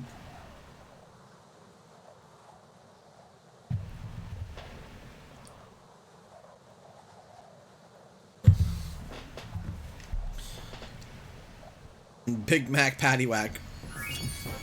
Wee.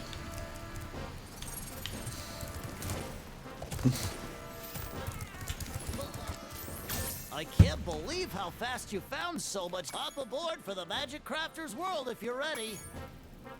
Hop on, Spyro. Magic Crafters, boof. Yeah, I do. I missed that too. That no. Aha! Did you just blow him from Stupid Town? Yep. Dumber than a bag of hammers. Are you asleep? That's funny. Oh, Invader Toon, don't talk about Popeyes. Oh, please. Oh, Popeyes is too good. It's my weakness. I can't. Oh, I love Popeyes. I'm trying to lose weight. I've been losing weight good. Popeyes, no. You want to talk about gaining all that back? When Popeyes came to skip the dishes, I was just like, It was like before my diet, I had like Popeyes like 4 times in a row. When it came to skip the dishes, I was just like, You got hit by the stupid stick this morning. Did you fall out of the stupid tree and hit every single branch on the way down? Because you sound like it.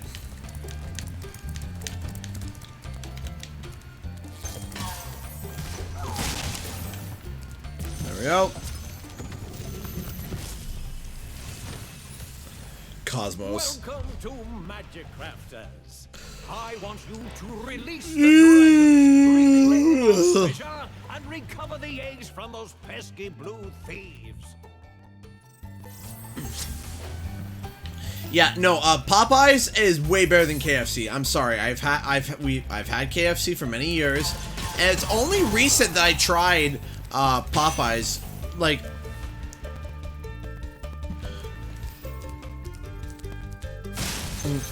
or yeah, if you go any slower, you go reverse. There's that one. My mother used to say that all the time.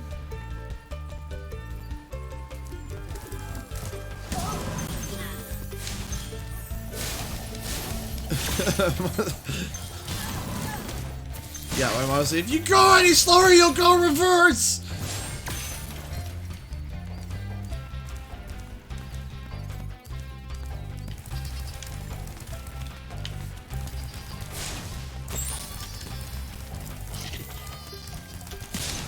Now I just want to.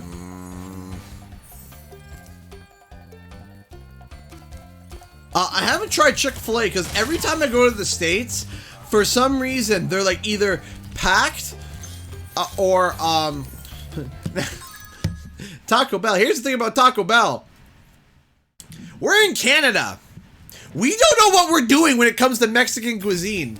We have no clue what we're doing. We put bacon in our burritos. I am not kidding. I went to Mucho Burrito today, and they asked, do you want bacon on your burrito? I'm like, why would anybody put bacon on their burrito? Yes, put bacon on my burrito. What are you talking about? Why would anyone do that? Give it to me. I am not kidding. I had bacon on my burrito. And as a matter of fact, don't do it. Don't do it. It wasn't it gave it a weird taste. One that I was uncomfortable with. But anyway, we sell French fries at our Taco Bell all the time. Not like those nacho fries, not those Mexican fries, just French fries. That's it. That's it. Like, that's it. It's like, here, you want French fries with your Mexican meal? But why? Oh no. But here's the thing though. I went to the States and had Mexican. You guys know your Mexican food. When you see arrows like these, you can charge along with them to begin a supercharge. Supercharge? Uncomfortable bacon. Yeah. Try it. But yeah, no, straight up, I was like, yeah, we do Mexican pretty good in Canada. Then I went to the States. And I'm like, never mind. We don't know what we're doing. We have no clue what we're doing when it comes to Mexican food. We have no idea. No, not Canadian bacon. Okay? No. Not Canadian bacon. Just regular bacon on a burrito. When I was a young dragon, earning my wings. No. No. No, don't do it. It just makes you uncomfortable. You're like, there's a smokiness to my burrito and I'm uncomfortable. There's smokiness in my burrito and I feel greatly uncomfortable.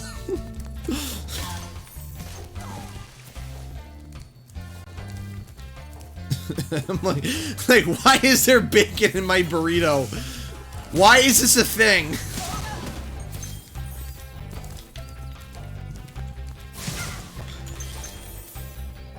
So I like to start watching. Why are you streaming about fast food? Because it's my way so I don't feel as bad because I've stopped eating fast food almost entirely. And it sucks. I like some fast food. But no, seriously. Like, I stared at them and I blinked. I'm like, bacon on my burrito? Okay, sure, let's go for it. I was so confused. My taste buds were like, what are you eating? I don't know if you should vomit and spit this out or not. My taste buds were like, we are confused on a new level. Breakfast burritos, those are different. You see, I could prepare my taste buds for a breakfast burrito because you got your egg, you got your sausage, you got your breakfast burritos are delicious. But when you got your regular rice, chicken, guac, lettuce, pico de gallo, sour cream, and bacon, the bacon just throws everything off. The bacon is just like, why? Who would do this?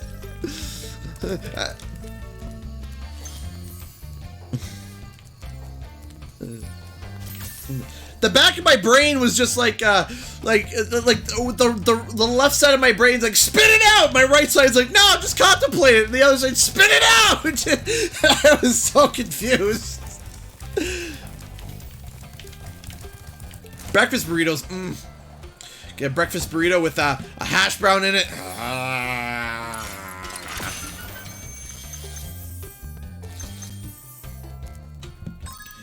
Oh, Wendy's is so good. Oh.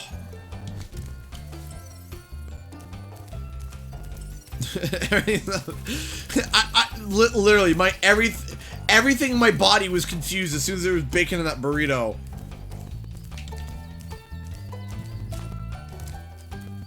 Oh man, when you're on a diet, hey, you want something?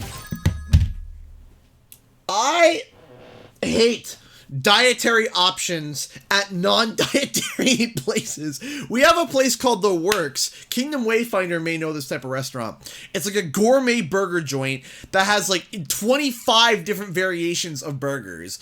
You got like a lamb burger, but then they have like weird burgers, and then you try them, you're like, this shouldn't work, but it does. Like a craft dinner burger. Then there's like the hamburger Mary burger, which has got like tomatoes and eggs and bacon in it, and you're just like, oh my gosh, what is happening with my taste buds? Okay, and here's the thing. Okay, here's the thing, is that straight up, I can rant about food for like 4 hours, no problem. Here's the thing, is that whenever you go, everything that's bad for you, everything that's bad.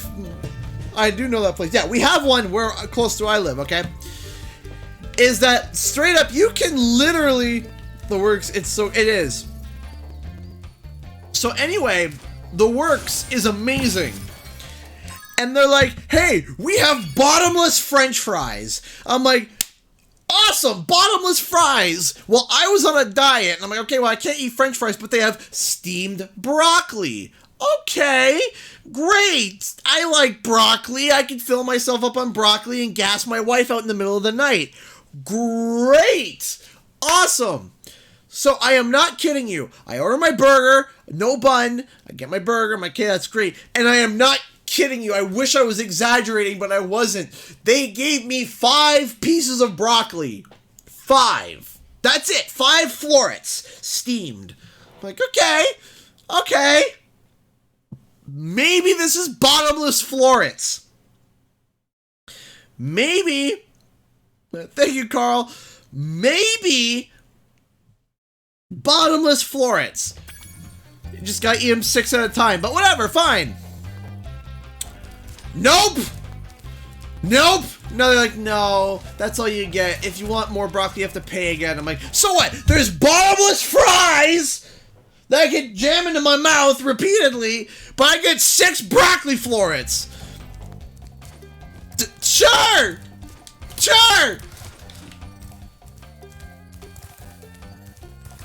I hate dietary options because it's always just like, oh, you want to go the dietary route. Okay, well, you're gonna get less and you're gonna pay more, so it's just like,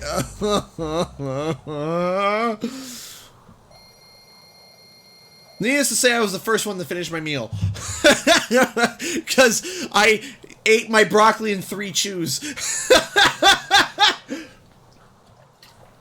I'm like, okay, 3 chews, and there goes my there that goes.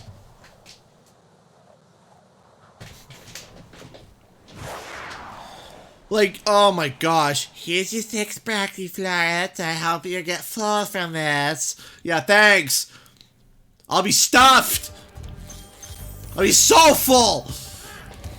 And they weren't that big. They weren't like, you know, like this, like that. They weren't like, you know, these big stems and the big. No. They're itty bitty looking face.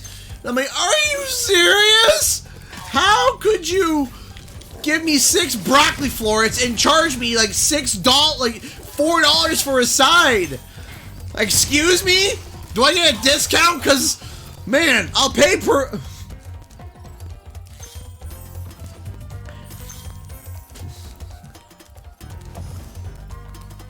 Like, man, I'll go buy the broccoli at the store and have you come cook it. At this rate, goodness gravy.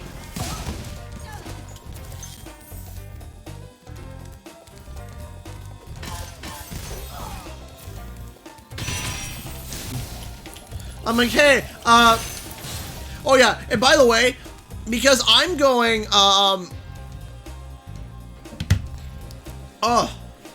like, I'm trying to eat better, and I'm trying to go, like, a lot lower on carbs, A lot lower on carbs. I'm trying to drop my carbs to like very, very, very small in terms of carbs. Oh, Spyro, you're not afraid of those big, noisy, gigantic, awful beasts, are you? Of course not. That's Reinhardt too. Good. I didn't think so. That's crazy. This is a heater. Oh, I get heated over food because, man, before when I was... No! Okay, so here's the thing. Before I started on my diet, I had a trip in the States. And you guys in the South have this place, okay, called Biscuit World. I am not kidding. You guys have a place called Biscuit World. And let me tell you something. I was smiling as my arteries were clogging. It was the most delectable breakfast meal fast food breakfast meal I've ever had in my life.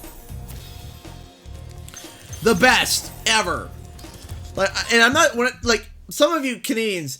We know the Tim Hortons sausage breakfast sandwich or the bacon breakfast sandwich, and they come with, and the sandwich is about this big. Imagine it homemade, and it's like this. Imagine like a hamburger size, like if you went to Burger King and ordered a double Whopper, and then just translate it into a homemade, beautiful, artery clogging, amazing sandwich. And it's got a homemade baked biscuit with a giant hash brown, 3 slices of sausage, egg, and Monterey or cheddar cheese. This big. And they give you a side of gravy. A side of sausage gravy. Oh, it was so good. But man, I'm just like, man, all my arteries are clogging, but I'm so numb I don't care.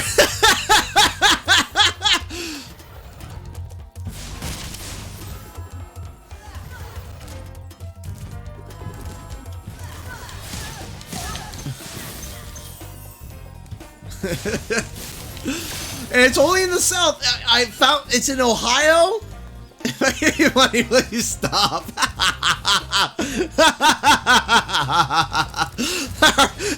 Our burger was it's replaced with a health food store. Perfect.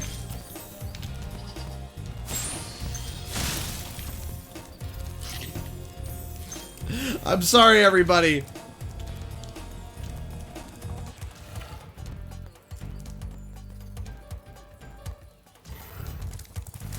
That's irony. Boom.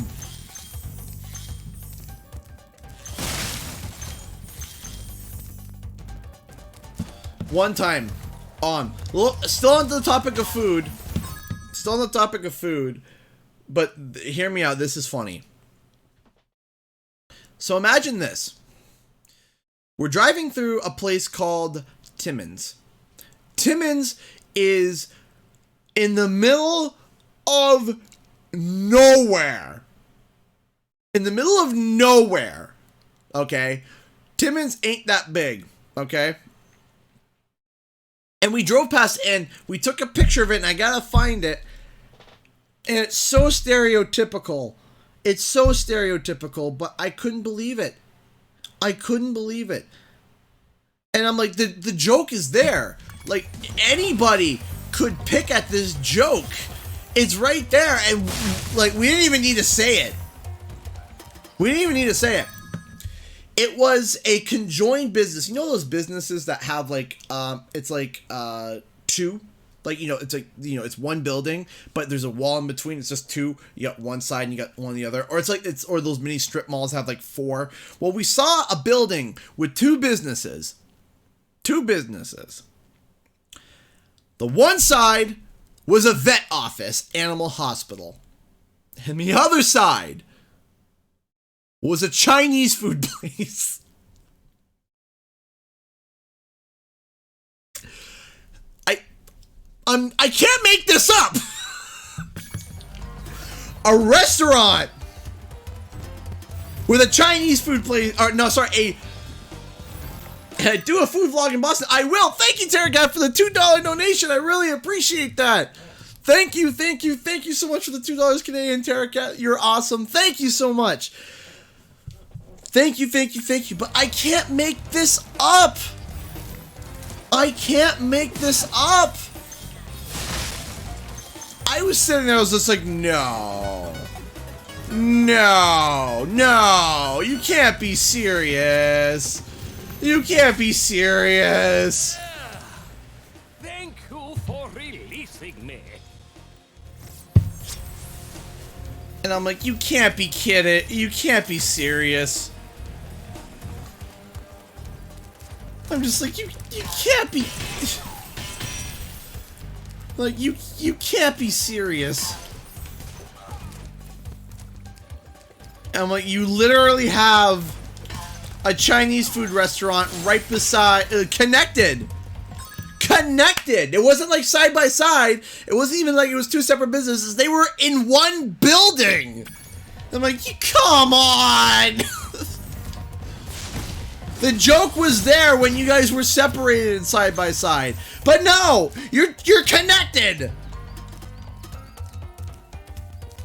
It was called Biscuit World, Blue Knight. I was like, you can't be serious.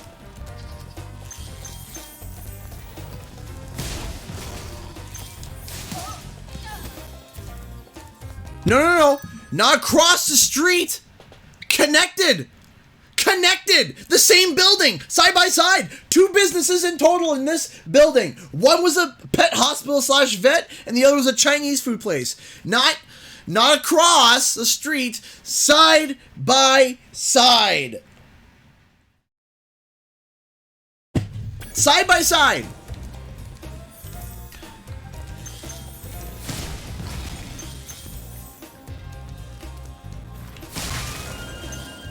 And I'm like, oh, come on. Almost want to take a picture and send it to PETA. Great business practices happen here. Click. I'm sure you'll be happy with this photo. It is a veterinary. A vet. An animal hospital. And I'm like, at this rate, why don't you just have the front say, we specialize in chow mein? At this rate, might as well go there. Like, goodness gravy. I couldn't believe that. We're staring at it, we're like, no way. You can't be serious. An animal hospital. Remember that these blue thieves have stolen eggs outside the Magic Crafter's world as well. Don't worry, I'll take care of them.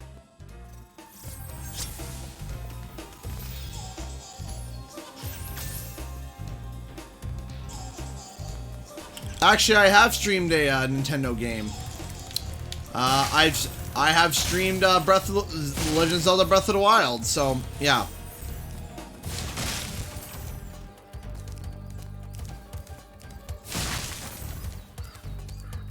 What flavor chow mein? That depends. You want canine or feline? At that rate.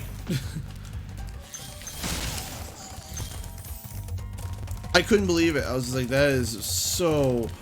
We laughed. We were dying in the car. It didn't help that we were driving for 12 hours. And we saw that we were just dying.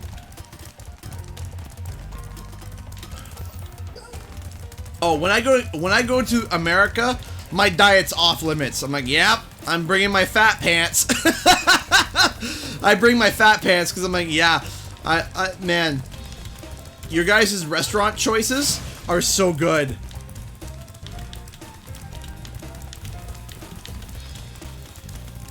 You guys' restaurant choices are just so amazing. There we go.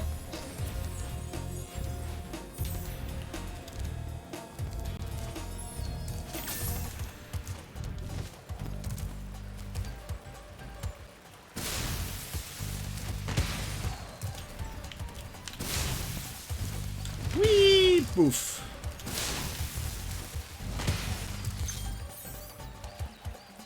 To be fair, rabbit is delicious. Rabbit is pretty good. I do enjoy rabbit. My favorite meat though, whenever like my big thing though is that whenever I get it's so good. It's so good, and I wish that most restaurants cook it, but they don't. I love duck. I love duck. Duck is so good. If you like dark meat chicken, you love duck. You wanna know why? Because that's the whole chicken. That's the whole duck. That's the whole duck is just dark meat. And I love dark meat chicken.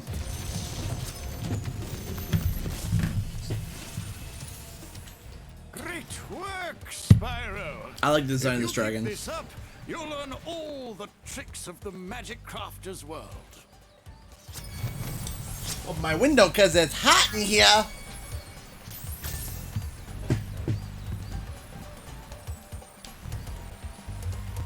I have had bison.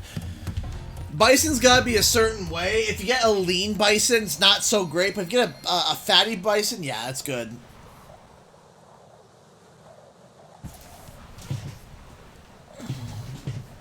Yeah, no, duck. Hey, Mallory. Duck, yeah. I haven't tried squirrel. Moose is good. Bugs Bunny and Daffy Duck have left the chat. That's funny.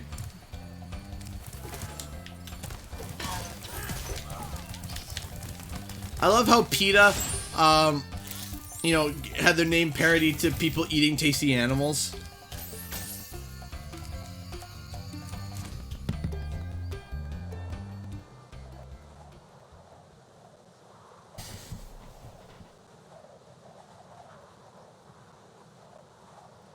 Have you ever had goat? I haven't. My wife has. My wife has had goat. I have not. I have a hard time getting over the fact that it's goat. I don't know. I have tried frog legs. They are good. Frog legs are good.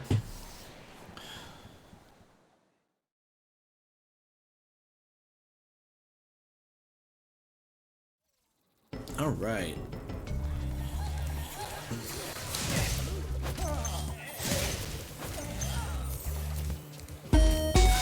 Oh, hey-oh! Hey, Undertaker Love donated $3! Woo!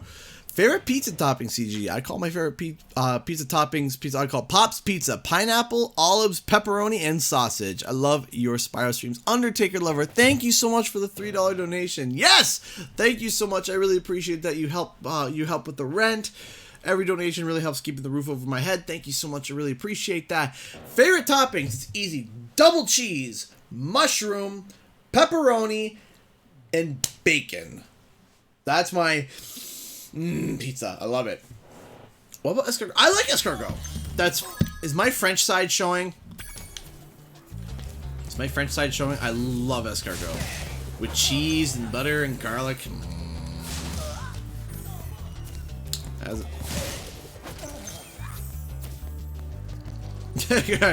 Minus 19. Yeah, welcome to Canuckerville.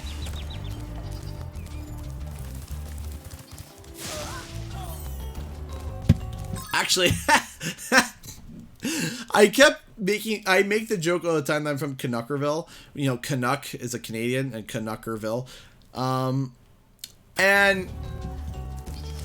I had one person actually ask me, so wait, is Canuckerville an actual place? I just started laughing. No.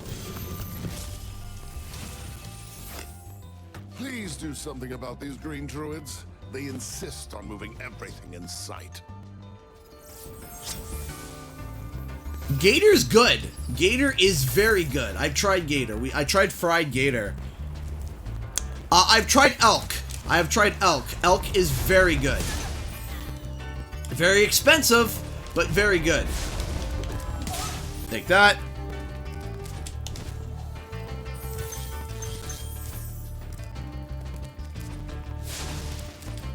Now, there's actually one kind of meat I actually have a hard time keeping down. It sounds weird, but like I could have beef for days. I could have beef this, beef that, beef this, or chicken this and chicken that. Beef and chicken, beef and chicken, beef and chicken, no problem. I can't eat red meat fish. I can't do it. Red fish, like tuna or salmon. I can't. It hits my tongue and nope, done. Nope. Just nope, nope, not doing it. And the other one is I have a hard time with large amounts of pork. I have a hard time with it. It's not that I don't like pork. I do enjoy pork, but I can't just have pork. Hamster? No, I haven't tried that one. Nope. Maybe I'll go scrape one off off the road. Why do I have hamsters running across the road? Don't ask. Anyway, there's a story to that. There's a little private story to that. Anyway, so I cannot stomach great amount of pork. I need to have pork with something else. Like if I have like pulled pork sandwich, I need to have coleslaw with it. If I have ribs is a good example. I need to have something else with it to give that break.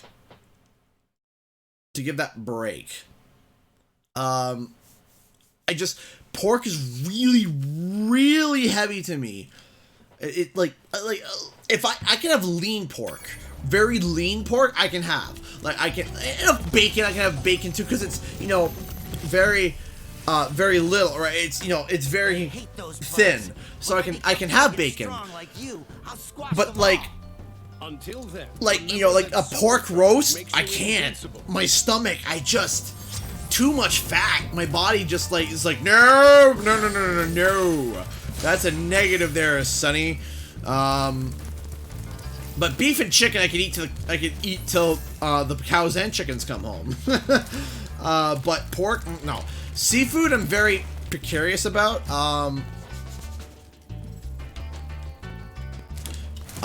Seafood I'm very precarious about because it has to be kept at certain temperatures and stuff, and if it goes wrong, you're in for a nightmare. If you don't like coleslaw, you haven't tried homemade coleslaw. I used to hate coleslaw. And then I tried my wife's homemade coleslaw. And it's just, it's so good. And I introduced the world to coleslaw, because before I used to hate coleslaw. I'm like, coleslaw? Yeah, yuck. But then I tried homemade coleslaw.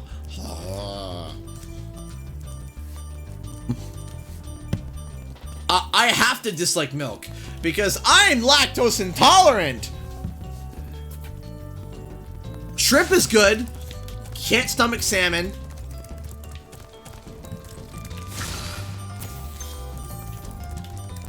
But whitefish I can eat fine. Like perch. Bass is can be a little rough. Bass can be rough on me.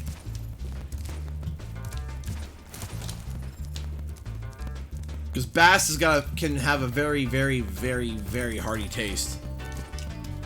Here's the thing. Homemade coleslaw. Amazing. Store-bought coleslaw. What did they do to it? Oh, well, I guess it's not.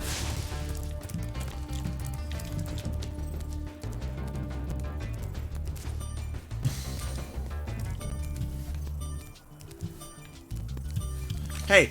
Hey, re-kiss me! Re-kiss me! Re-kiss me! Re-kiss me! Thank you.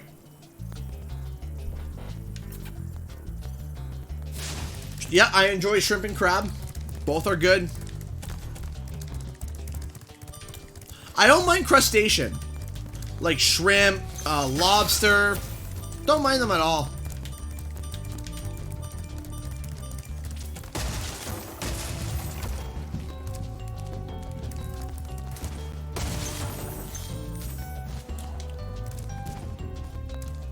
Oh, I've had paleo crab, snow crab, king crab.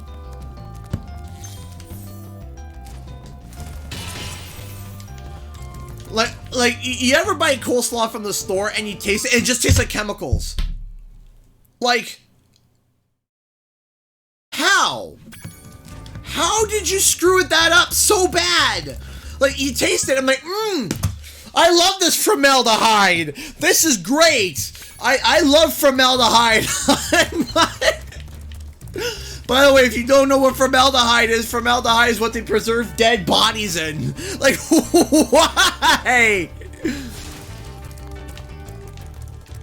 Like, it just tastes so bad. I'm like, who tasted this and approved it? They should be shot.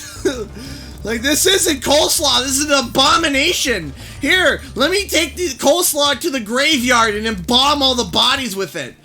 Goodness gravy, how do you screw that up that bad?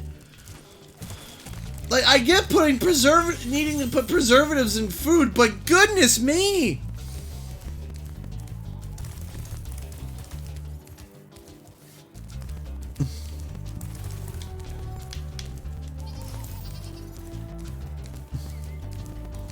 Like, I love formaldehyde! Delicious!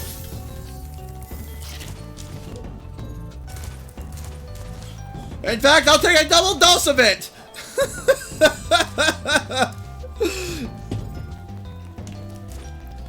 Like, does it really need that much chemicals for it to be preserved? Seriously?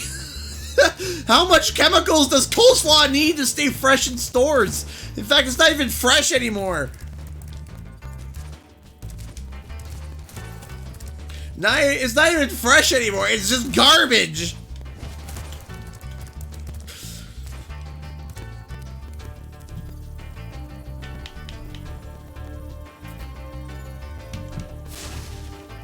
Like, man, oh man, how do you screw it up that badly? And potato salad too! Like, you buy it, like store-bought potato salad? Like these cold creamy salads, they just taste bad! They're awful! The only one that's actually digestible is like the macaroni salad. Like the macaroni salad's like, okay, the formaldehyde's light on this one. Like, I love smelling bleach in my cold salad. That's the best smell ever. I love Clorox. Like, hey Mystic Moon, how's it going? You walked in on me talking about the preservatives and cold salads you buy at the stores and why they taste like the back end of a donkey. It's so bad. And people buy it. I almost literally want to run up to the carts that people have and throw the salads out. Like, what are you doing with your life? Don't purchase this. What is wrong with you?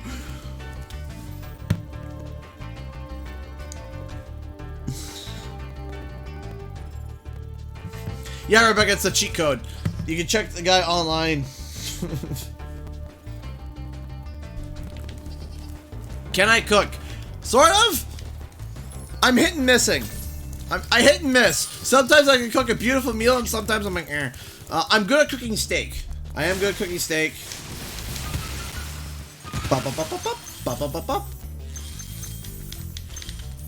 Welcome to the channel, Ian. Welcome, welcome.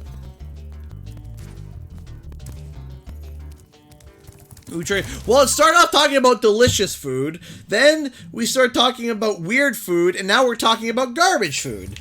So, there we go.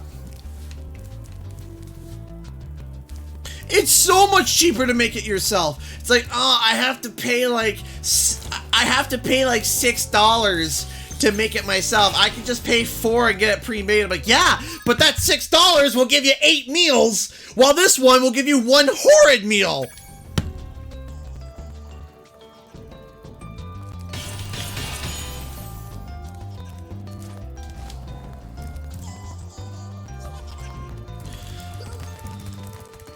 But store-bought coleslaw, why? And then why is KFC's coleslaw, or is it coleslaw that is green? It's just green. Or is that just me? Is that coleslaw? I don't know. It's just green. I'm looking, I'm like, what is that? Oh, it's coleslaw. That ain't coleslaw. That ain't coleslaw. Or what is it that, is that coleslaw? Is that their coleslaw? Or is it just green?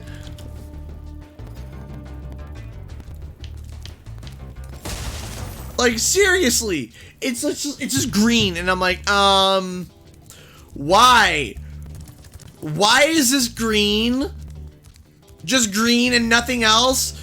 Where's the white and the green and the, you know, the cabbage? That's not cabbage. What is that? It literally looks like shredded something I'd rather not have. I think it's just goo. It's literally just goo. I haven't tried wild predator meats. No, I would like to though. Pull the meter for KFC coleslaw's food.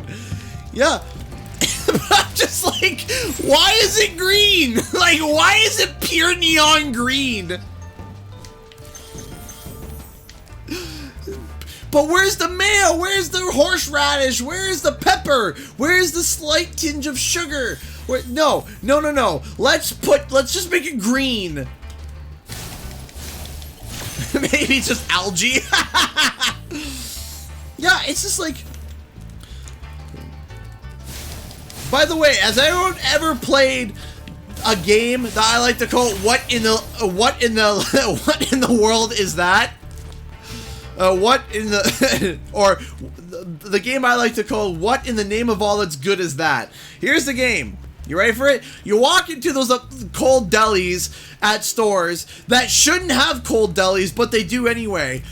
And you look at those serving trays that have stuff in them, and then you guess what it is. What is it? And you ever see those salads that have those random red chunks of stuff in it that just sit in vinegar and you don't know what the red chunks are? You're like, what is it? And you taste it, it tastes tasteless, and you're just wondering about your life and what you're consuming. Yeah, I get that all the time.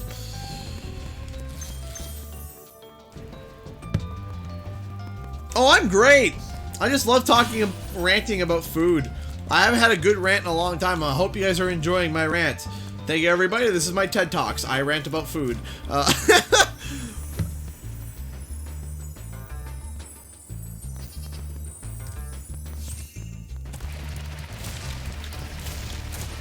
Like, sometimes I look at what these people, like, these fast food places produce. It's just like, what went through your head?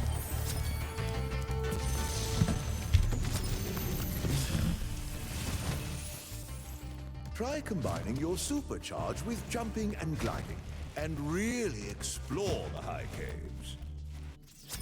All dragons found, 100%. Let's get out of here.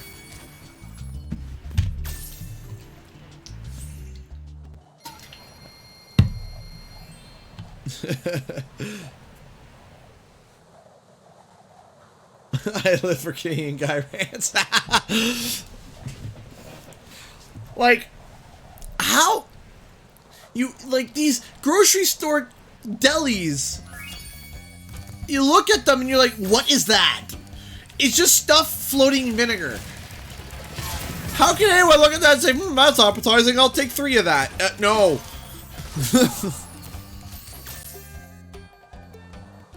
Do you like pineapple pizza? I'm indifferent about it. I don't love it, I don't hate it. It's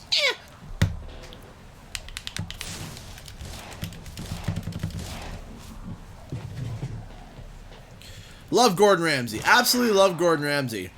You see, he can roast people good, but then back up what he does. This is like, wow.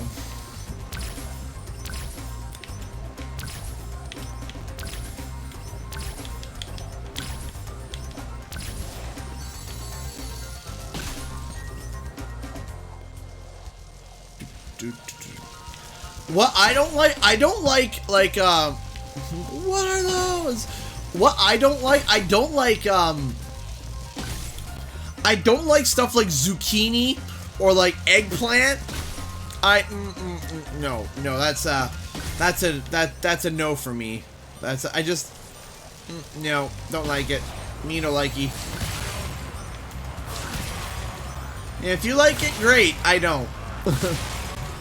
I don't like it. I don't like the texture. I don't like how it's like Oh, I just zucchini and like eggplant. No, I'm good. I just don't like it at all.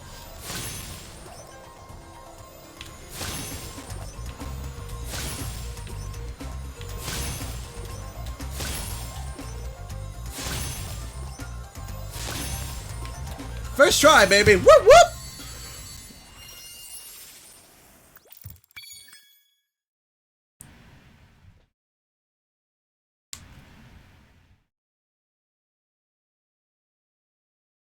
We're gonna do this again. We're gonna do the.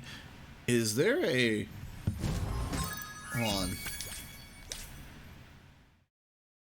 No, it's not here. Okay, never mind.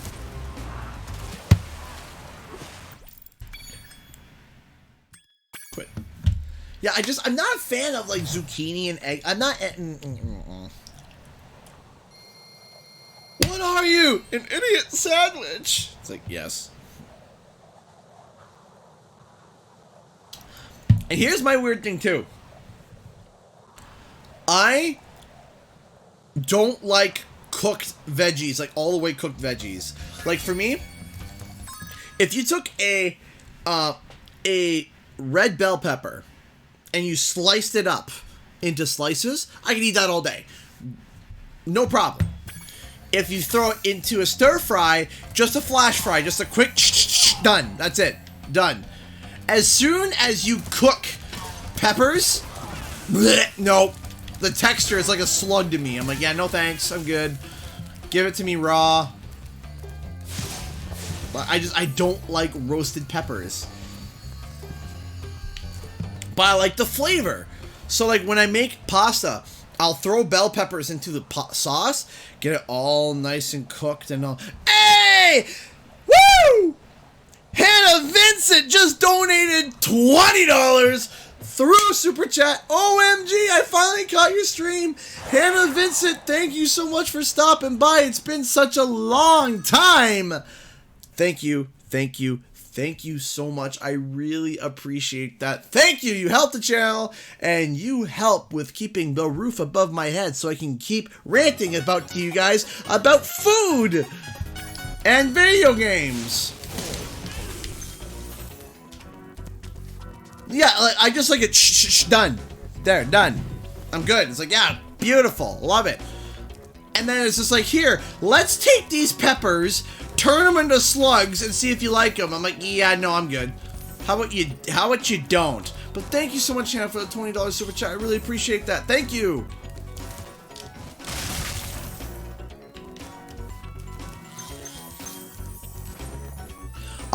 Cooked carrots. Ugh, I hate them. I hate cooked carrots. Once I was like, yeah, I have this sauce. It's got this and this and this. I'm like, oh yeah, it's all great. It's also got cooked carrots. I'm like, and I'm out. I love raw carrots. Love them to death. But that's it. Cooked carrots? Yeah, no. No. No, no, no. It feels like I'm just eating dirt.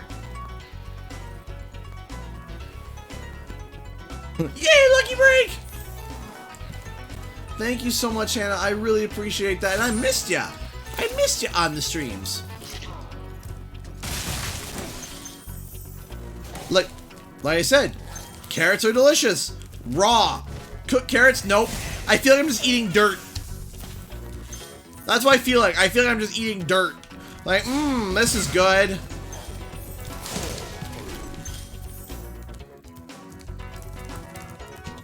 Carrot cake? Not the biggest fan. I'll eat it though. Like, I'll eat carrot cake. Like, carrot cake, I'm like, oh yeah, I can eat it. I'm not the biggest fan of it. But I can take it. But cooked carrots, ugh.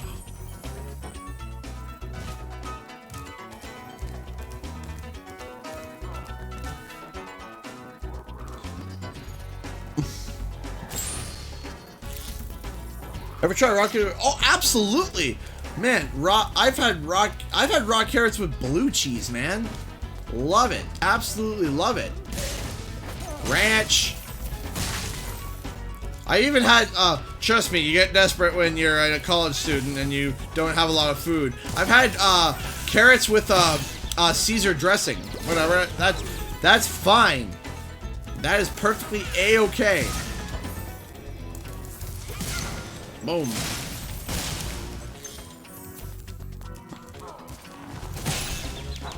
Kid you not. Oh, there's one pop.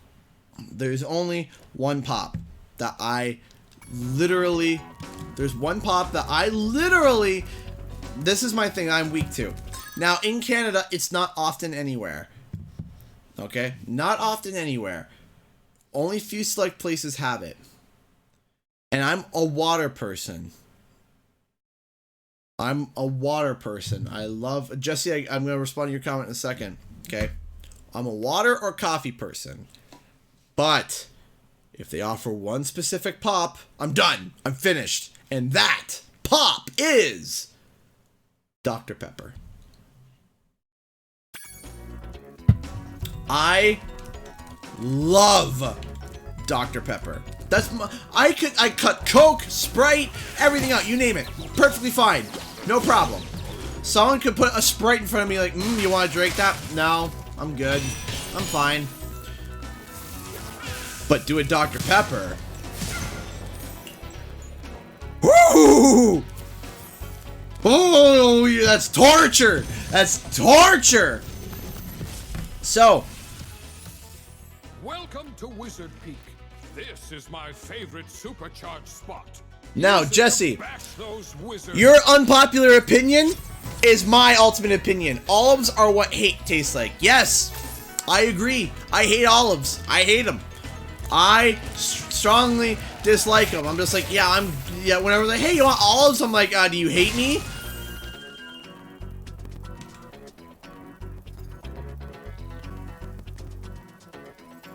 It's just like Dr. Pepper. If I get Dr. Pepper, it's just like, oh no.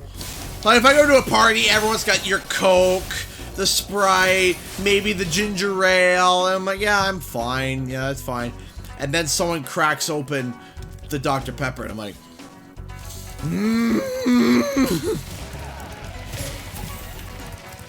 But like I said, I normally just drink coffee and water. That's my drinks of choice. If it's not coffee, it's water. I don't drink either. I don't even drink alcohol. So now luckily for me in Canada, Dr. Pepper isn't that popular among like consumer stores. Totally recovered that. We have Dairy Queen. But like I said, I'm lactose intolerant. Well done, Spyro. Yeah, by the way, that comment, ginger ale and milk, I'm good. Ooh.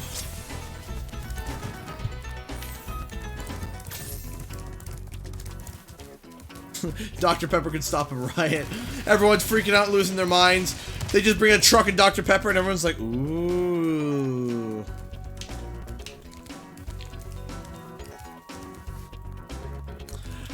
I must have had me about them 15 Dr. Peppers. Now, sir, how does it feel to be a great American? I have to pay.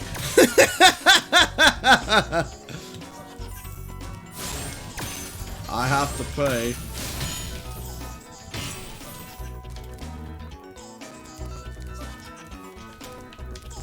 No, I don't drink. Like, people...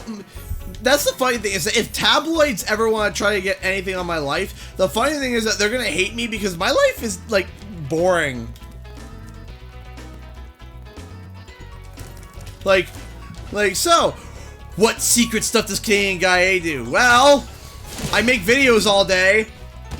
Alright, and do you drink? No. Do you party? No.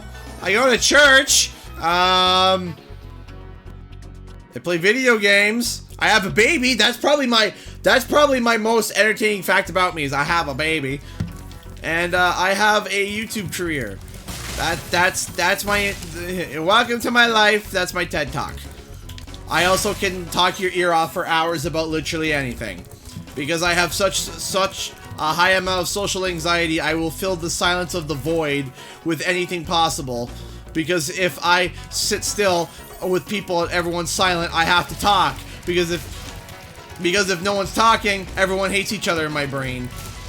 So I talk for them.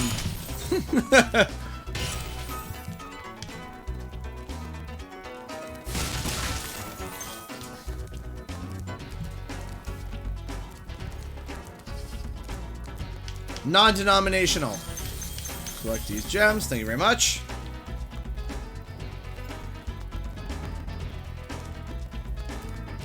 Jump, fly, land, boom, whoop, bah. I get awkward at parties. I just, like, okay. I like social events and parties, like, you know, everyone sitting down and chilling and relaxing or whatever. But like parties with like music and people dancing and people not knowing each other, and no, that's not my, no. I will not, no.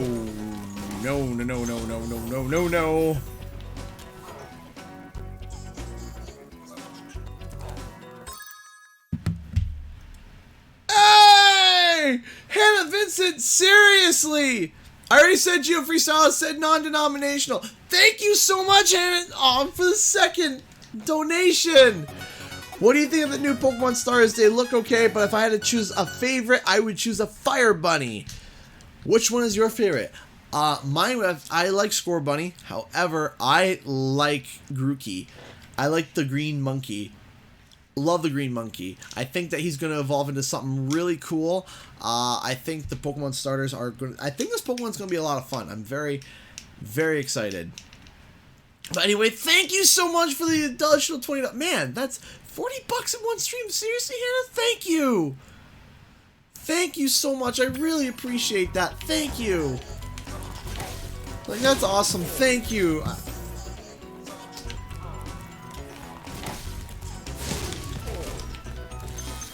Alright, go up here. Up here. Hit that. There we go. All eggs found. If I have enough to drink, I don't shut up. That's the thing, too. If I drank...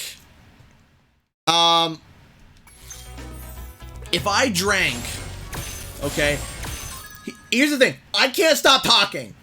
You know, if I am not talking, there's something wrong with me. I'm either sick, feel angry, or something's up, or I feel sad. I don't like talking, okay? I do not like talking when I'm upset. If I'm in a normal mood, like 100% normal mood, if I'm in a normal, chilled, relaxed mood, I can't stop talking. So imagine if I drank. Listen carefully, Spyro. Hey, Madison, I did meet my goal. I really appreciate it. That's why I switched it to the roof over my head. Try jumping on the stones there. Artisan's homeworld? Waterfall. Sounds good.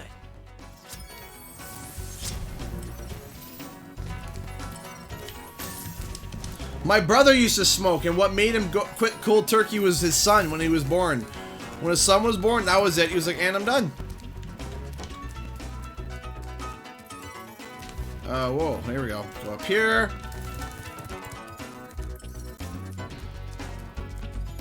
Put it here. Me drinking equals giggling maniac. Me, I probably wouldn't shut up. I would probably be the most annoying person in the world.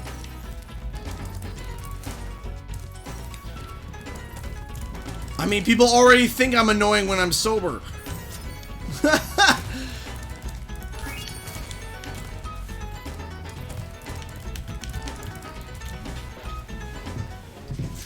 Just go to Reddit. That's all you gotta do. Look at, most of them have been taken down, but man, there were so many threads about me. About them not liking me, thinking I was a sellout, blah, blah, blah, blah, blah, blah, all that stuff. It was, yeah, I was like, yeah, great, awesome, thanks.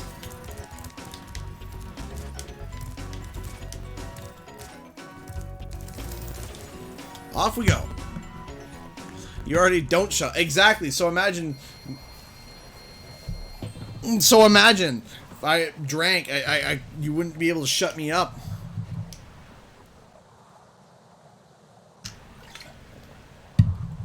But I don't.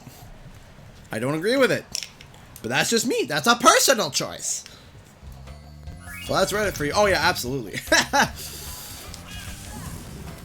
There's some good people over there, though. Some really good people over there. Some really talented people. And then some bad people. Thank you, Jesse. I really appreciate that.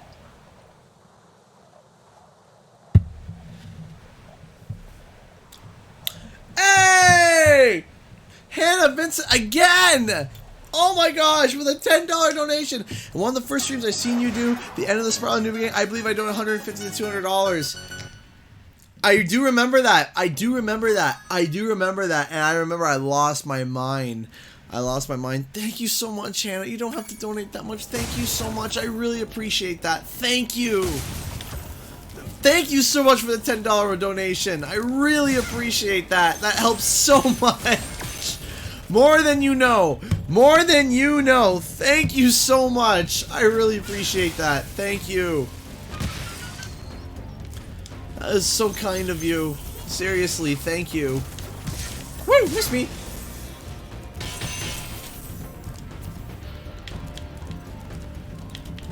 And breathe fire and breathe fire. Booyah. How would each of these games and boop and boop.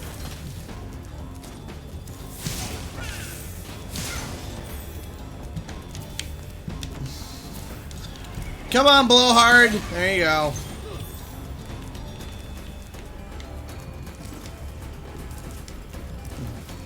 Easiest skill point ever. Sit here.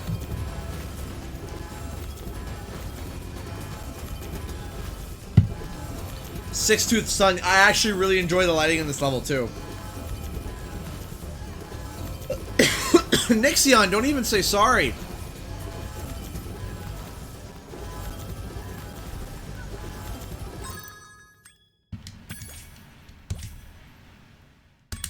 Red Drew buffing for 10 seconds. What do you think I'm doing, game?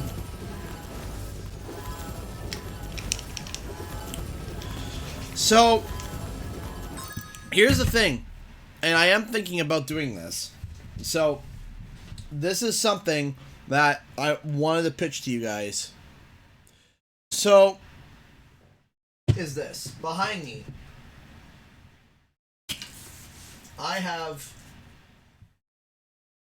I purchased these earlier, and I purchased them for a year and a half ago, maybe longer, when my brother's or my wife's brother was gonna come and stay with us. He was 9 at the time, or 10. I can't remember. He was young, and I purchased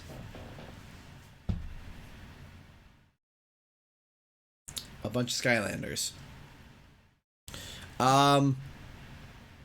Trap Team specifically. And I wanted to make a video. I thought about the other day. Now that Reignited... I need a high five. You need a high five? Why? Finished it. Nice. Did I get you the right Allen keys? Yeah. Okay. No one set up crib. Yeah, the crib. I had to take it all apart, put it back together. Yep. Take it all apart, back together. One of the things was upside down because they all look the same. Assembled now? Yes, and he's sleeping in it. Nice. So, peace. So, a lot of us dislike Skylanders because of what it did to Spyro. A lot of us, as we would call OG Spyro fans, actually disliked Skylanders just because what happens was in exchange we lost Spyro. But now I want to revisit Skylanders, knowing that we now have Reignited. Now that what we have back what was once lost to us, OG fans, what would happen if a OG fan... Hey, Hannah Vincent donated $5 to Super Chat. Hi, Sunflower. Someone said hi to you, honey. So, I thought to myself, what if I did a live stream so you guys could see my actual reaction? So I can't make a video and BS it and be like, oh, this was the worst game ever. Oh, no, I had a lot of fun. Thank you so much, Hannah, for the $5. You don't have to spoil. So, I'm thinking about doing a live stream. And really take a look at it. Yes, I get that too, but it was a smart cash dump, Nixian. It was a smart cash dump. It was smart. Because here's the thing. These are these are real life microtransactions that people were willing to pay for. People were willing... This was real life. A real life microtransaction.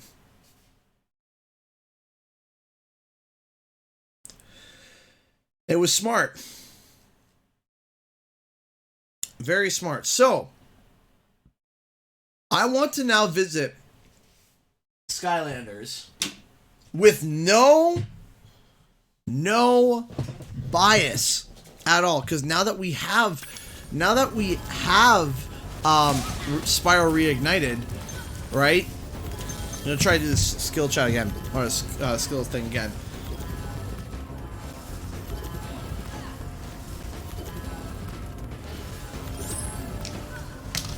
Right? But here's the thing, is that the idea that they came up with, that Toys for Bob pitched, stepping back and looking at it, it's smart. Me, Spyro. You have no idea how long I've been trapped in Crystal. And, neither do I. Who are you again? I'm out of here. So...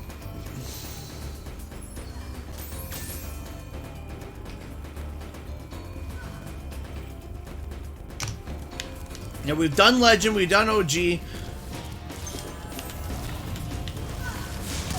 I want to look at it with an open mind, because the thing is that the whole time we were just like, oh, you know, like, oh, what, you know, this is.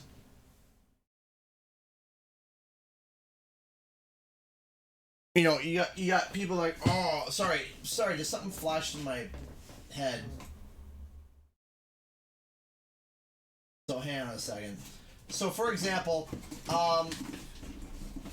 we were all mad because of this right here. This is why we were mad right here. So this is why we Spyro fans were mad. Was because of this design. This was our Spyro. This became our Spyro. And that's why people were mad. Because this is not Reignited at all. This is not OG. This is not Legend. This was a different take on Spyro. And a lot of OG fans weren't happy. And we lost, and because of this Spyro, we lost for a time OG Spyro. So, but now that we have OG Spyro back, now that we have the era of Skylanders is finished, what if, and that design to say is absolutely awful, and I agree, I do agree that the Spyro design is awful, but let's not think of it as a Spyro game. What if we thought of it as just a Toys to Life game? Because if you think about it, a kid, imagine having a figurine as a child and it coming to life before you. I mean, isn't that like a dream to children? Right? Like, I have this toy. This toy is amazing. I love it. I can take it to school. I can, because here's the thing. When we were kids, we had our toy, Spyro. We had our Spyro plushie that we took to school. We had action figures, collectibles, cards, toys, all of these things, right? We had all these crazy cool things as kids. And we took them to school and everything. Imagine the sheer idea. Be in a kid's point of view for a second. That the toy that you play with comes to life. Right? A toy that you love comes to life. Like, let's not even look at this as a Spyro game. Just toys that come to life. Kind of like Toy Story. Yeah, exactly. Kind of like Toy Story. Imagine that. And then look at Skylanders. In a kid's point of view. Then, in a business...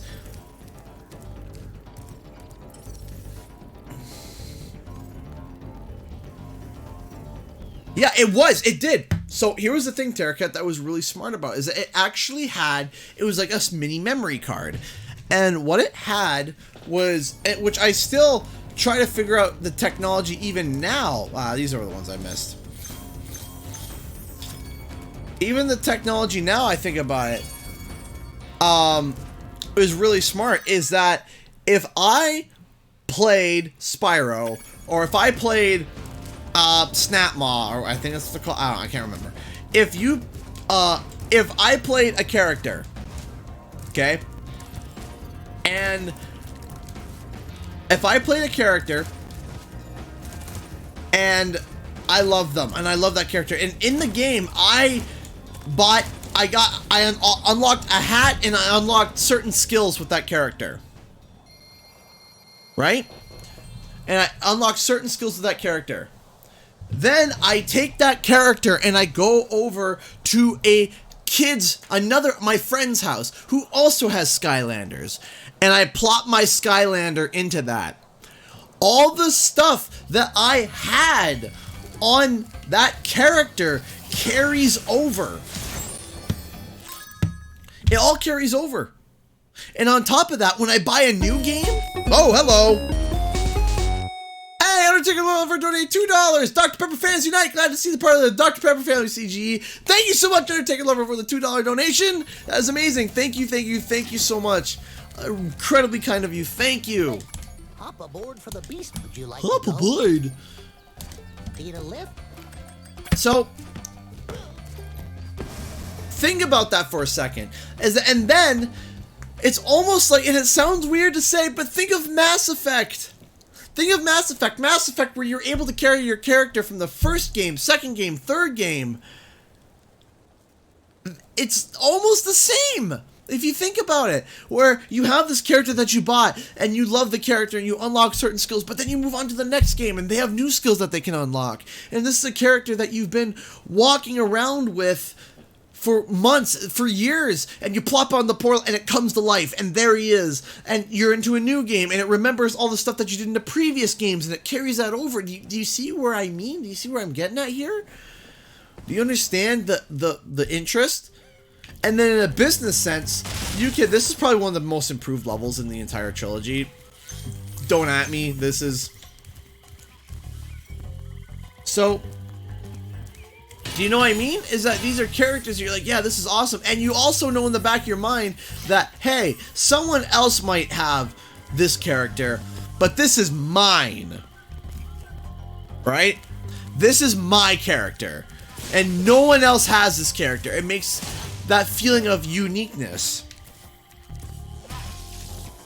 So that's why that's why I look at that business model and I admire it. Nasty North is turning our swamp into an electrified dump heap. And it used to be so beautiful.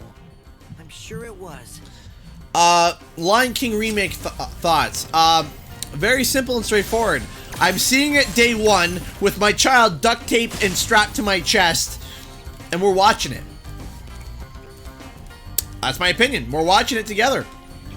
We're watching it. We're gonna love it. And because I don't get to go to the movies so much anymore. I can't go to the movies much because of David and such. But you know what? This is an exception. My child will be in a baby carrier, strapped in, and I'll be sitting there with my popcorn and pop, and just the whole time. I am seeing it day one.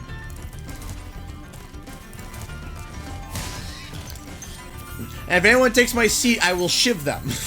I love The Lion King. And I can't wait to see the remake. Because the director of... the reason why I'm so excited for The Lion King remake is because one of the few live-action remakes that did it really well was The Jungle Book. And the first person that did The Jungle Book was The Jungle Book remake. And the person that did The Jungle Book remake is doing...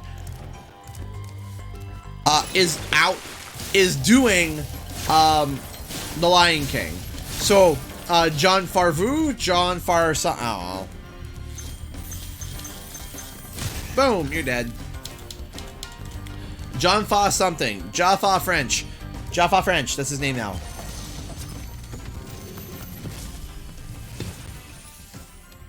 Spyro, it's great to see you, but I gotta go. I still remember. Thoughts on Bohemian Rhapsody? Good movie, good acting, terrible pacing. The pacing for the movie was not good. Too fast at times, too slow on others. Oh man, I'm gonna go see the Sonic movie just for the memes. Like, I'm gonna sit down and I know it's gonna be awful. And I know it's gonna be terrible. And I hope it's not mediocre. I hope that I am blown away by it either being one of the best films of all time or being one of the worst. It better not be mediocre. It better not be a 5 out of 10. No, no, no. I want either an 8 out of 10. Hey, Vincent donated $2 to Super Chat again. Stop killing Pumbaa. I'm sorry. He's a sensitive soul, though. He's thick-skinned. Thank you so much for the $2 Super Chat. I really appreciate it. But Sonic, I hope, is either an 8 or a 9 out of 10 or a 2. I want it to be so bad. It better not be a 5 or a 6 where it does like, it's okay. It was alright. It had good aspects. No, no. I want it to be so bad.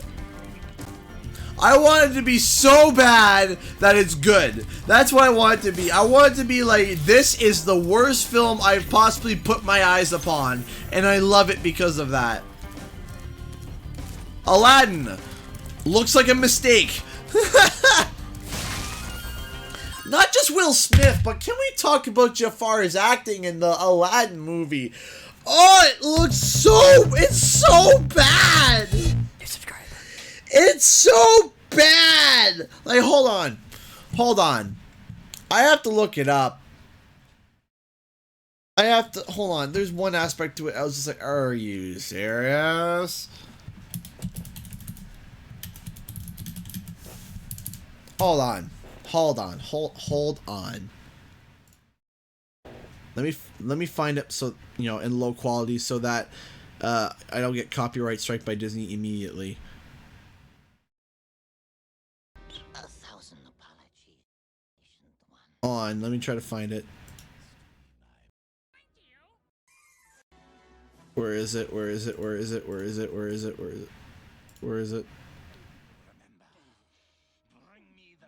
Okay, so here we go. All right, so I'm just gonna play a very small snippet of each. And it.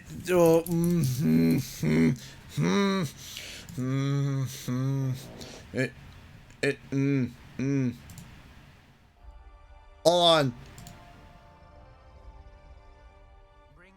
Okay, here we go. Okay, so here we go. Jafar's, like, I have to go in depth about this because it's so bad. It is so bad. Okay, here we go. So, you ready for this? This is the original performance of Bring Me the Lamp. Ready? Here we go. Listen. Just take a listen, okay? Remember, bring me the lamp. The rest of the treasure is yours, but the lamp is mine. Okay. Okay. Okay. So. Bring me the lamp is mine. Now let's take a listen to the trailer. Bring me the lamp. Your life begins now.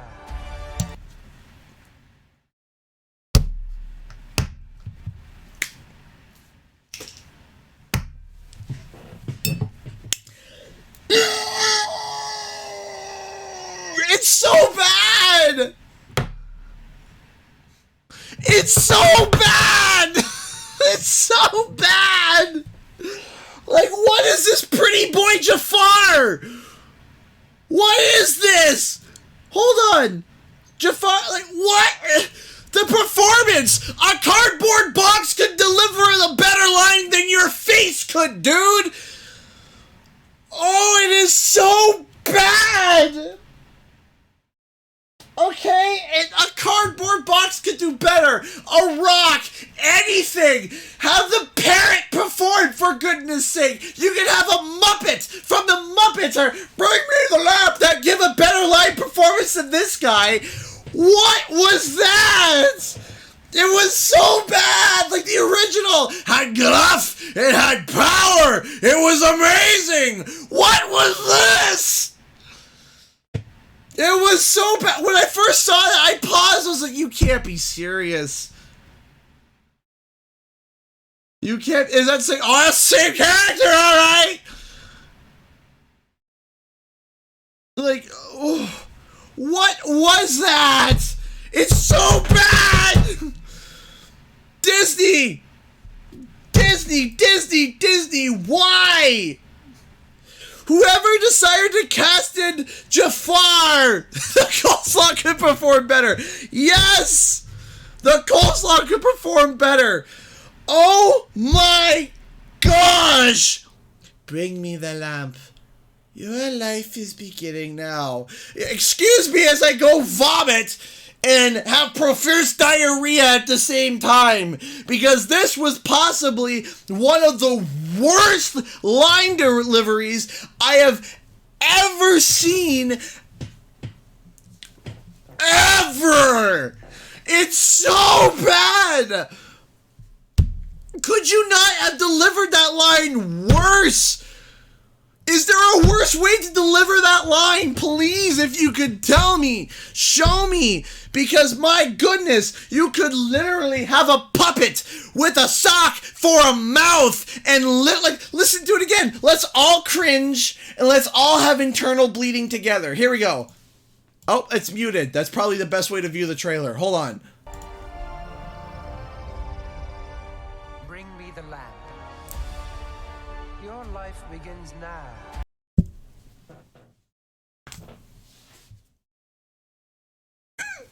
It's so good!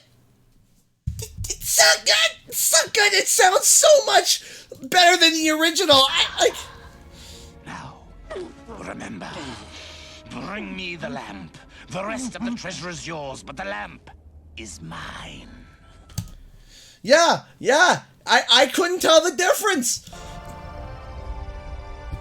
Bring me the lamp. Your life begins now. So before we even see Kool-Aid Man Will Smith, okay, before we even see Kool-Aid Man Will Smith with his face literally face-tracked onto a pile of blue goo, We got this for it, Jafar! Jafar, it's so good! Oh!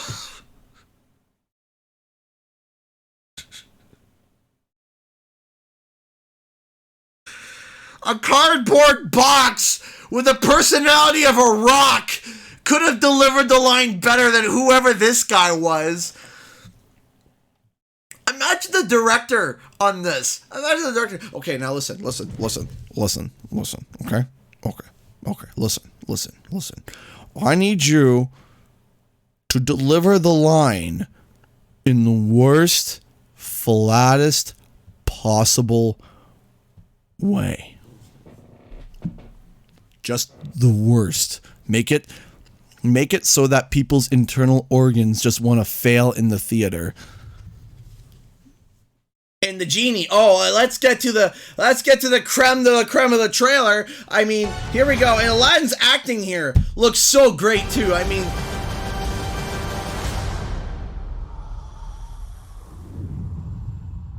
oh, do we not see Genie in this one? Did Genie literally get removed? Oh, wait, no. Oh, that's right. Here we go. Here it is. Okay. Watch this. Look at this. Okay.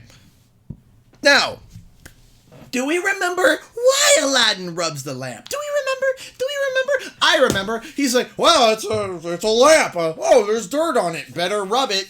Better rub it off because it's kind of dirty. Look at this. Look at this. What is he doing here? I'm serious. What is he doing here? Does it look like he's cleaning? He just literally looks like he's just awkwardly taking the cup. It's like, okay. Oh, action.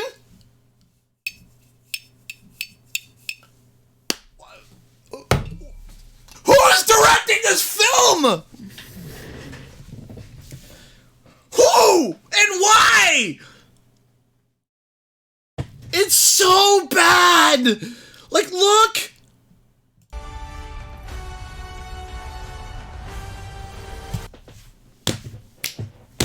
And now let's look to the creme of the trailer. Here we go. Kool-Aid Boy. Oh my gosh, Terracat, thank you so much for the $5 donation about my rant. Said it before, say it now. Villains carry movies. You can't. If you can't make us care about seeing them beaten, then we won't care about the hero. Exactly. Exactly. Thank you so much, and you're so right. You are so right. But look at this. He just is awkwardly rubbing it. It's like, oh, action?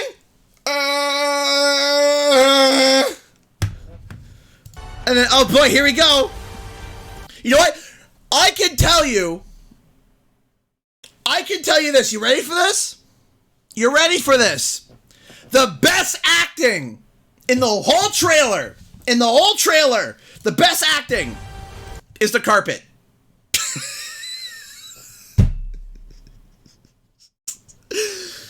Give the carpet an Oscar. Let's make this a hashtag. Carpet at Oscars. Look at the acting. Wow, there's so much expression in that carpet. More than Jafar.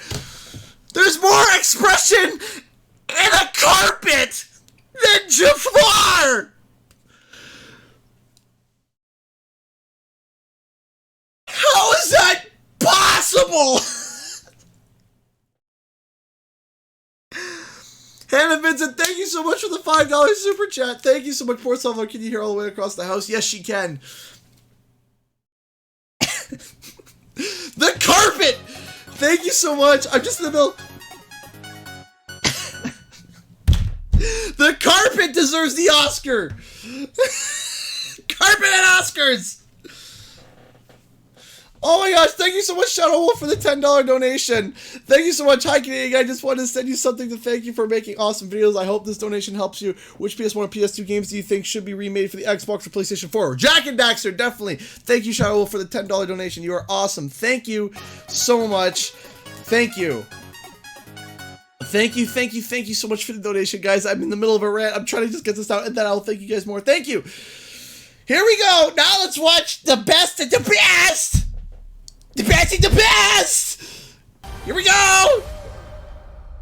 Oh, that ooh, too. Yeah, he just, ooh. What is this, a Michael Jackson concert? Like, do you hear that? Listen! Listen to that! Listen to that ooh!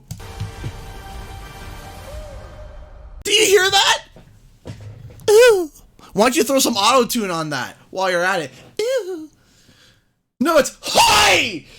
10,000 years can give you such a kick in the neck. Wow! Not ooh. Like, what is this? Listen, one more time. Listen for the ooh. What is that? What is that? Woo! Woo! It sounds like you just went up to the genie and just tickled him. You just tickle him. Ooh! What is the... Okay. Ooh. You really don't know who I am. Genie, wishes, lamp.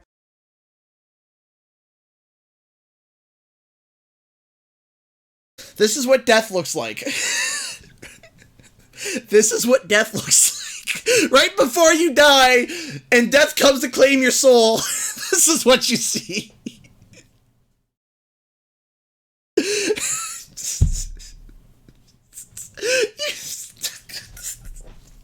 It looks like Will Smith joined the Blue Man Group. Like,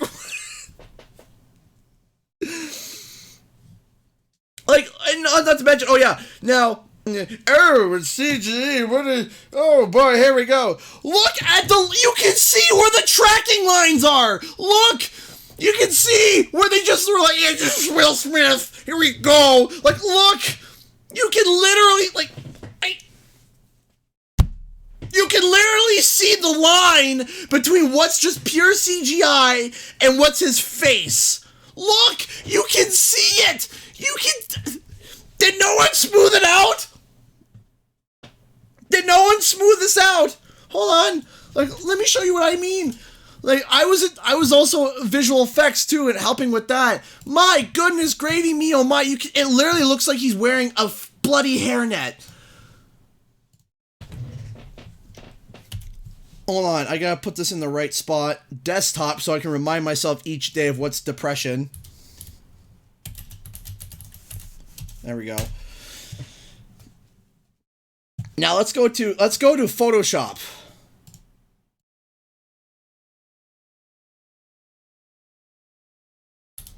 There we go. Now let's zoom in.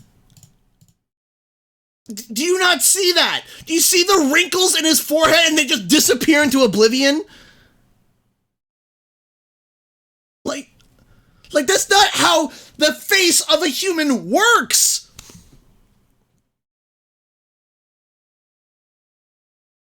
Like, it just, like, wrinkly like a regular human and then just blank. Just blank.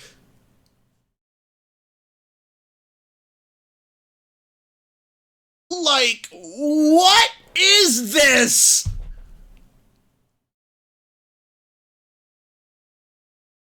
It's so bad. That's not even being nitpicky. Okay, now let's finish it. Who I am. Genie, wishes, lamp, none of that ringing a bell. It's so bad. It's so bad! Oh! Oh, why? You don't need to remake everything, Disney. You can leave things classics or just reanimate them. Just whatever you're doing, don't do that. Whatever that is, that's wrong. It's wrong, and I'm sure it's illegal in probably a few states. Ah!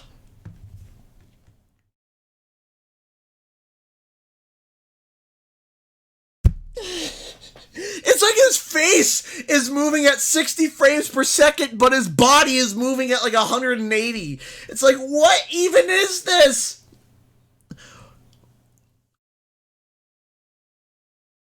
Like, Disney.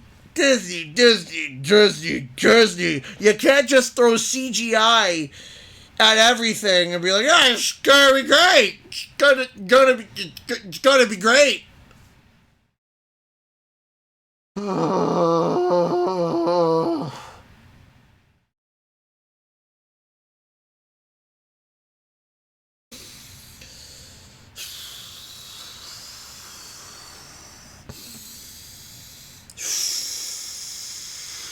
Okay. Rant semi over. Man, I've had 2 long rants tonight. Talking about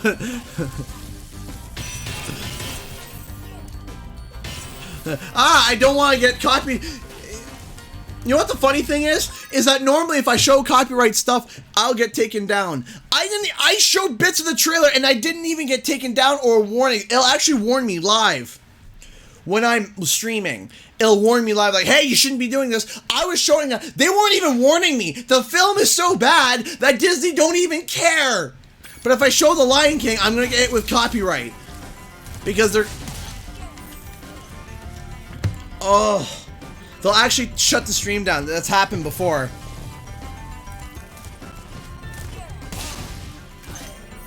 Oh. My head hurts. My head hurts. Wow. Like, we're not even talking about maybe doing a different attempt or a different crack at the genie because... Like... Ugh.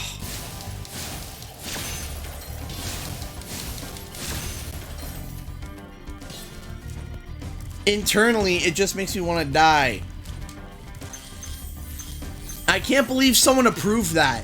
Like, someone at Disney saw that, like, yeah, put that into a trailer. What in the name of all that's good would you put that into a trailer? Why? Why would you think this was a good idea? What made you think that this was good? Rage-induced headache. Oh, man.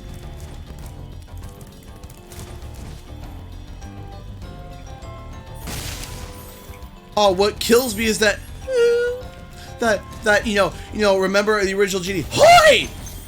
10,000 years can give you such a crick in the neck! It's like, yeah! That's good! This... Like, what is it? He's got the finger in the ear and everything. Like, what was that?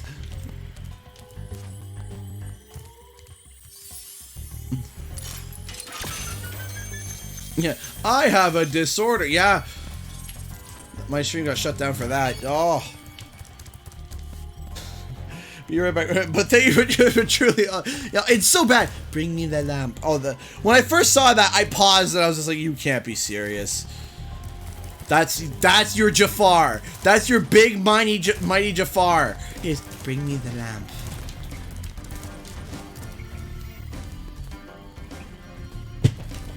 Bring me the lamp. What? What?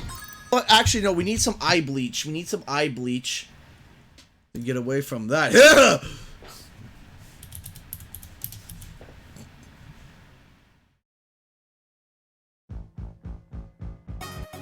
Don't. Hey!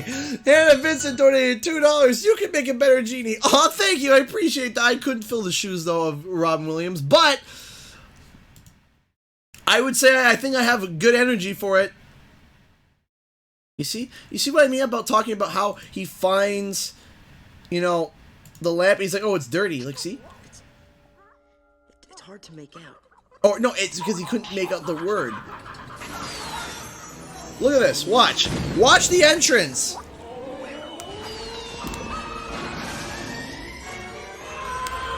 Here you go. Look.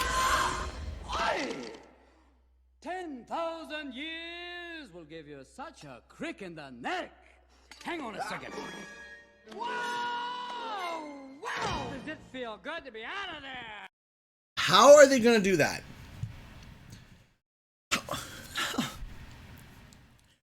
How are they going to be like real time here? Real time here. How are they going to do Genie when he's literally shape-shifting every frame? How? He's ripping his head off. He's forming into different dudes. He's doing all these things. He's doing all these impersonations. How? How are they going to do it? I don't see them doing it. I don't think there's a way for them to do it. Like, how are they going to do this? It's 11:30. I'm streaming longer than I normally do. And I'm seeing people dropping off to go to sleep. So I am going to leave the stream open for another 15 minutes. If you guys want to hear me rant some more and ask any questions, fire away. Because I am going to stay alive for another 15 minutes. So, man, I miss Robin Williams. It's like... Yeah, they can't do it with Will Smith. They can't. There's no way that he could be shape-shifting. They can't do it. How do you do that with real life? And even if they did have Robin Williams, okay? Even if they did have Robin Williams, how could they do a real-life Aladdin movie with the genie in CGI? You can't. You just can't. You literally can't. Now, there was some, let me find something. If you guys got a few questions, fire away. But there is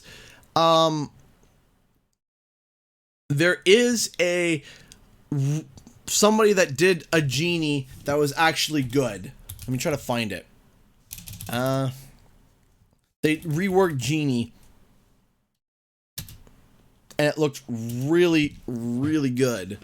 Like, they were able to, like, do a second attempt at Genie, and it was just like, wow, this looks really good.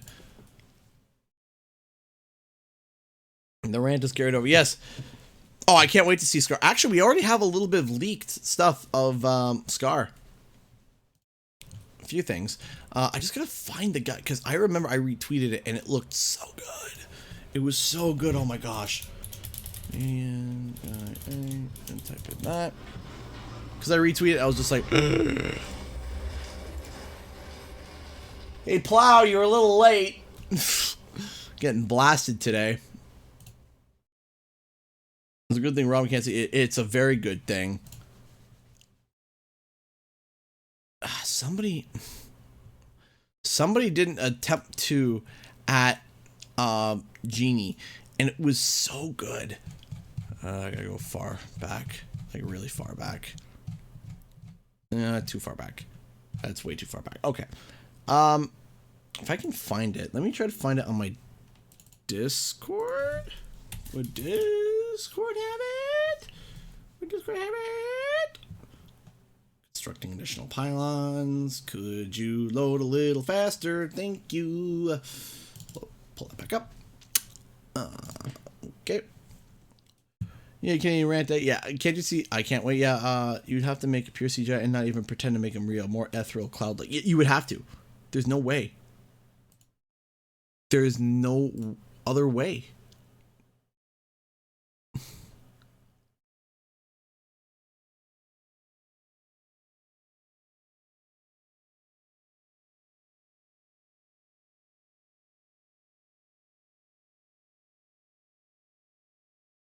All right, 1 second.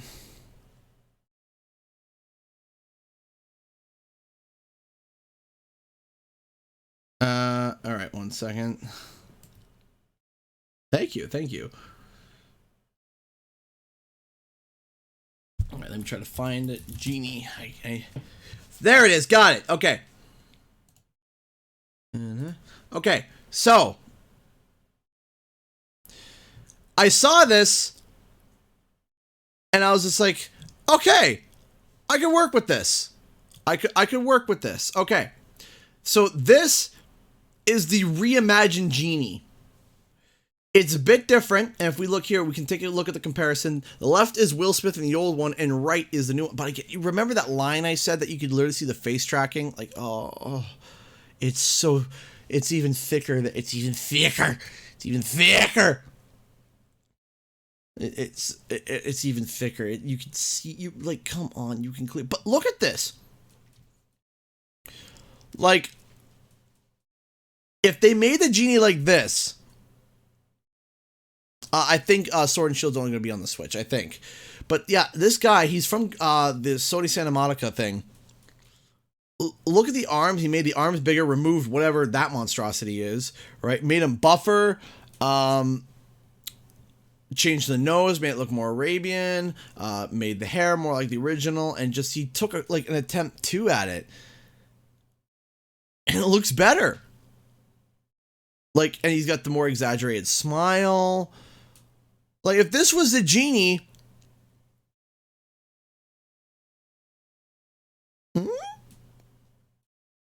better than what this is.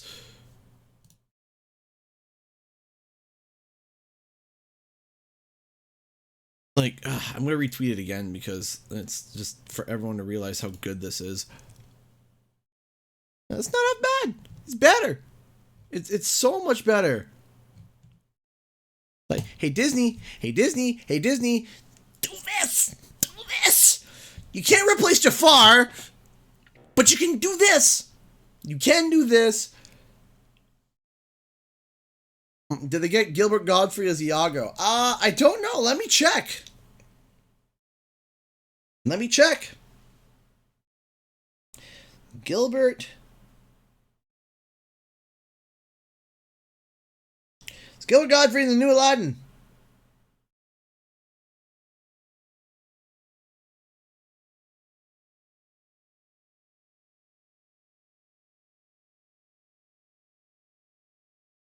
Huh?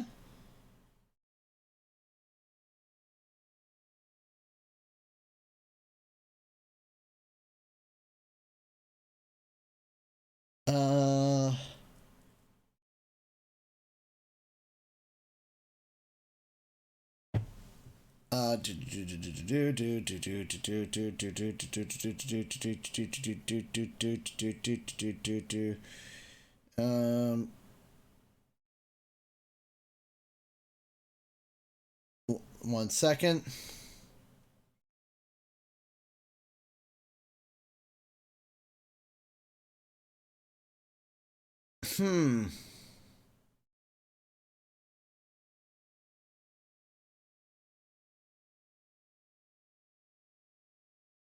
Wait, what?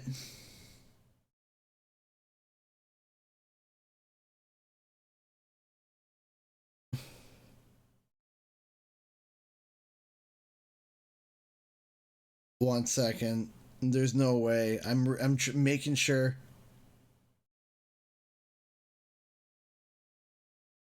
Oh, well. I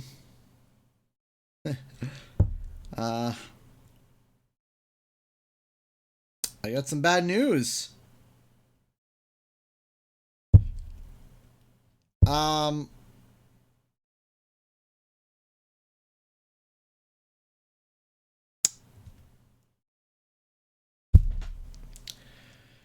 Ooh, this is some bad news. They are not bringing back Gilbert Gottfried for Iago, and there's rumors that Iago is not even going to talk in this movie.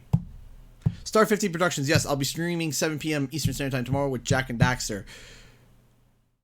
Well, it just made my disappointment even more immeasurable. I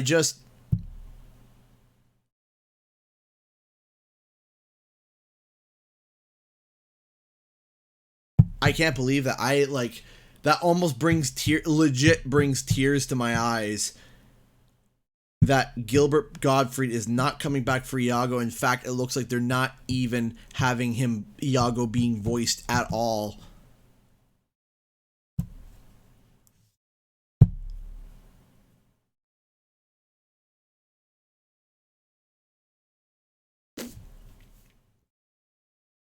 Reading through.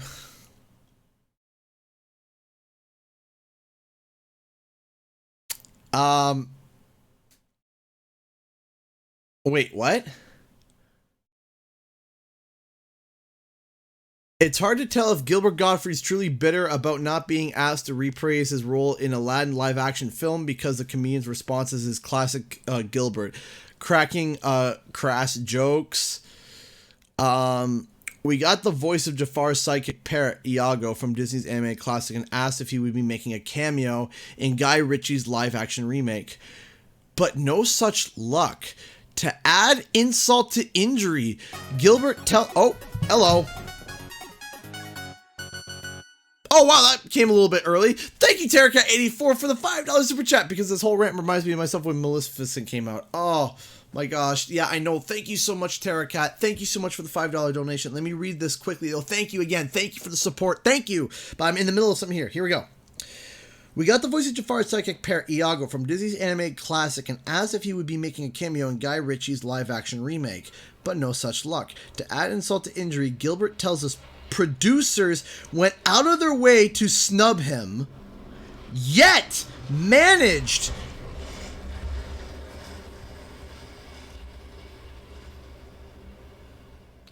oh no.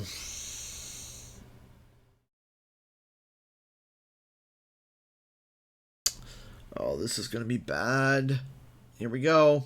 I'm about to read this. To add insult to injury, Gilbert tells us producers went out of their way to snub him, yet managed to get Robin Williams in the film. Gottfried also predicts it'll prove to be a big mistake not including him, but he's got a suggestion for the filmmakers can make it right. In case you missed it, the first images of the new Aladdin cast, including Will Smith as Genie,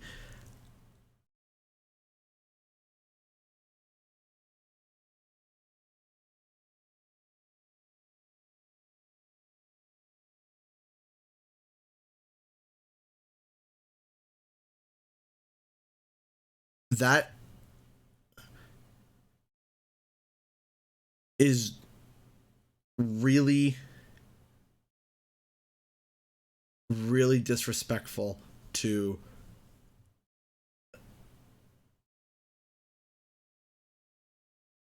easy. Easy though. They have recordings of Robin Williams for each day. He would do 4 hours of recording for scripts. They said they have hours upon hours. They said they have over uncut 25, like they have cut and trimmed down 25 hours of jokes that weren't even used in the original Aladdin.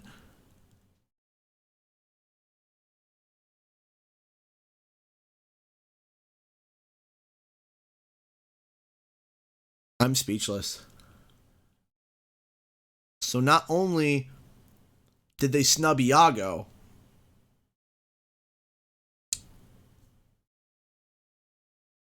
they somehow... Oh, Gaming Den, this is an improvement of the original Genie. This is an improvement that a Photoshop person did before new. They snubbed out Iago. And not only did they snub out Iago, they put Robin Williams in the film.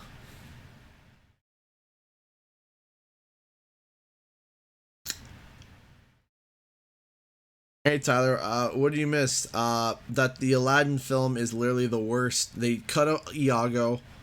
Iago doesn't even have a voice in the movie anymore, and they somehow included Robin Williams in the film.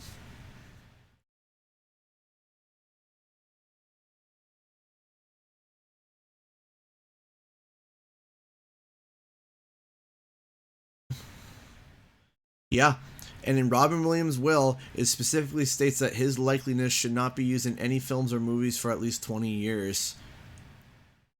That's right.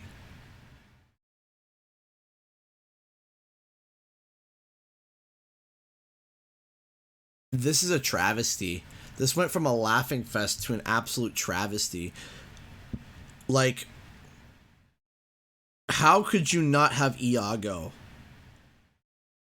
How could you not have Iago in Aladdin? If you have a garbage genie and you don't have Iago, you don't have... You don't have comic relief. Tell me, what comic relief do you have if you have a garbage genie and no Iago? What, you think Will Smith is going to carry the... What do you think, Will Smith is going to carry the whole film in comedy? You really think that?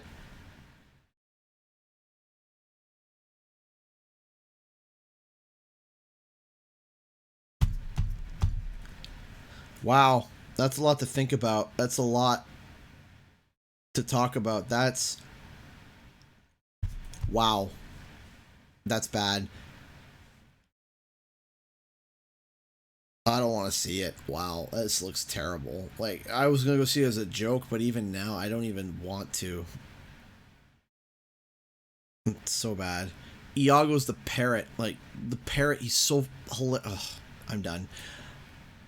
I should have asked Iago bounce out Jafar. How can they do it? Well, easy, because they have a cardboard box playing as Jafar!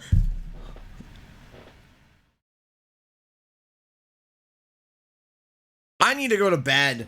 I'm depressed. Yeah, that's my time too. I'm depressed now. What a way to end the stream. Wow. I was like, oh, is Guilford Gottfried in there? I'm like, yeah, it's a good question. Is Guilford Gottfried in there? Take a look. Nope. Nope. Oh gosh. I'm heading off to bed. I'm gonna go take a Tylenol and go to bed. Because this was just terrible. But guys, the stream was amazing. Thank you guys to everyone who donated tonight. I really appreciate it. Thank you so much. I'll be streaming tomorrow at 7 p.m. Eastern Standard Time. I'll be playing Jack and Daxter 2. Can't wait to be able to see you guys tomorrow. And I'll talk to you guys tomorrow and hopefully tomorrow's video too.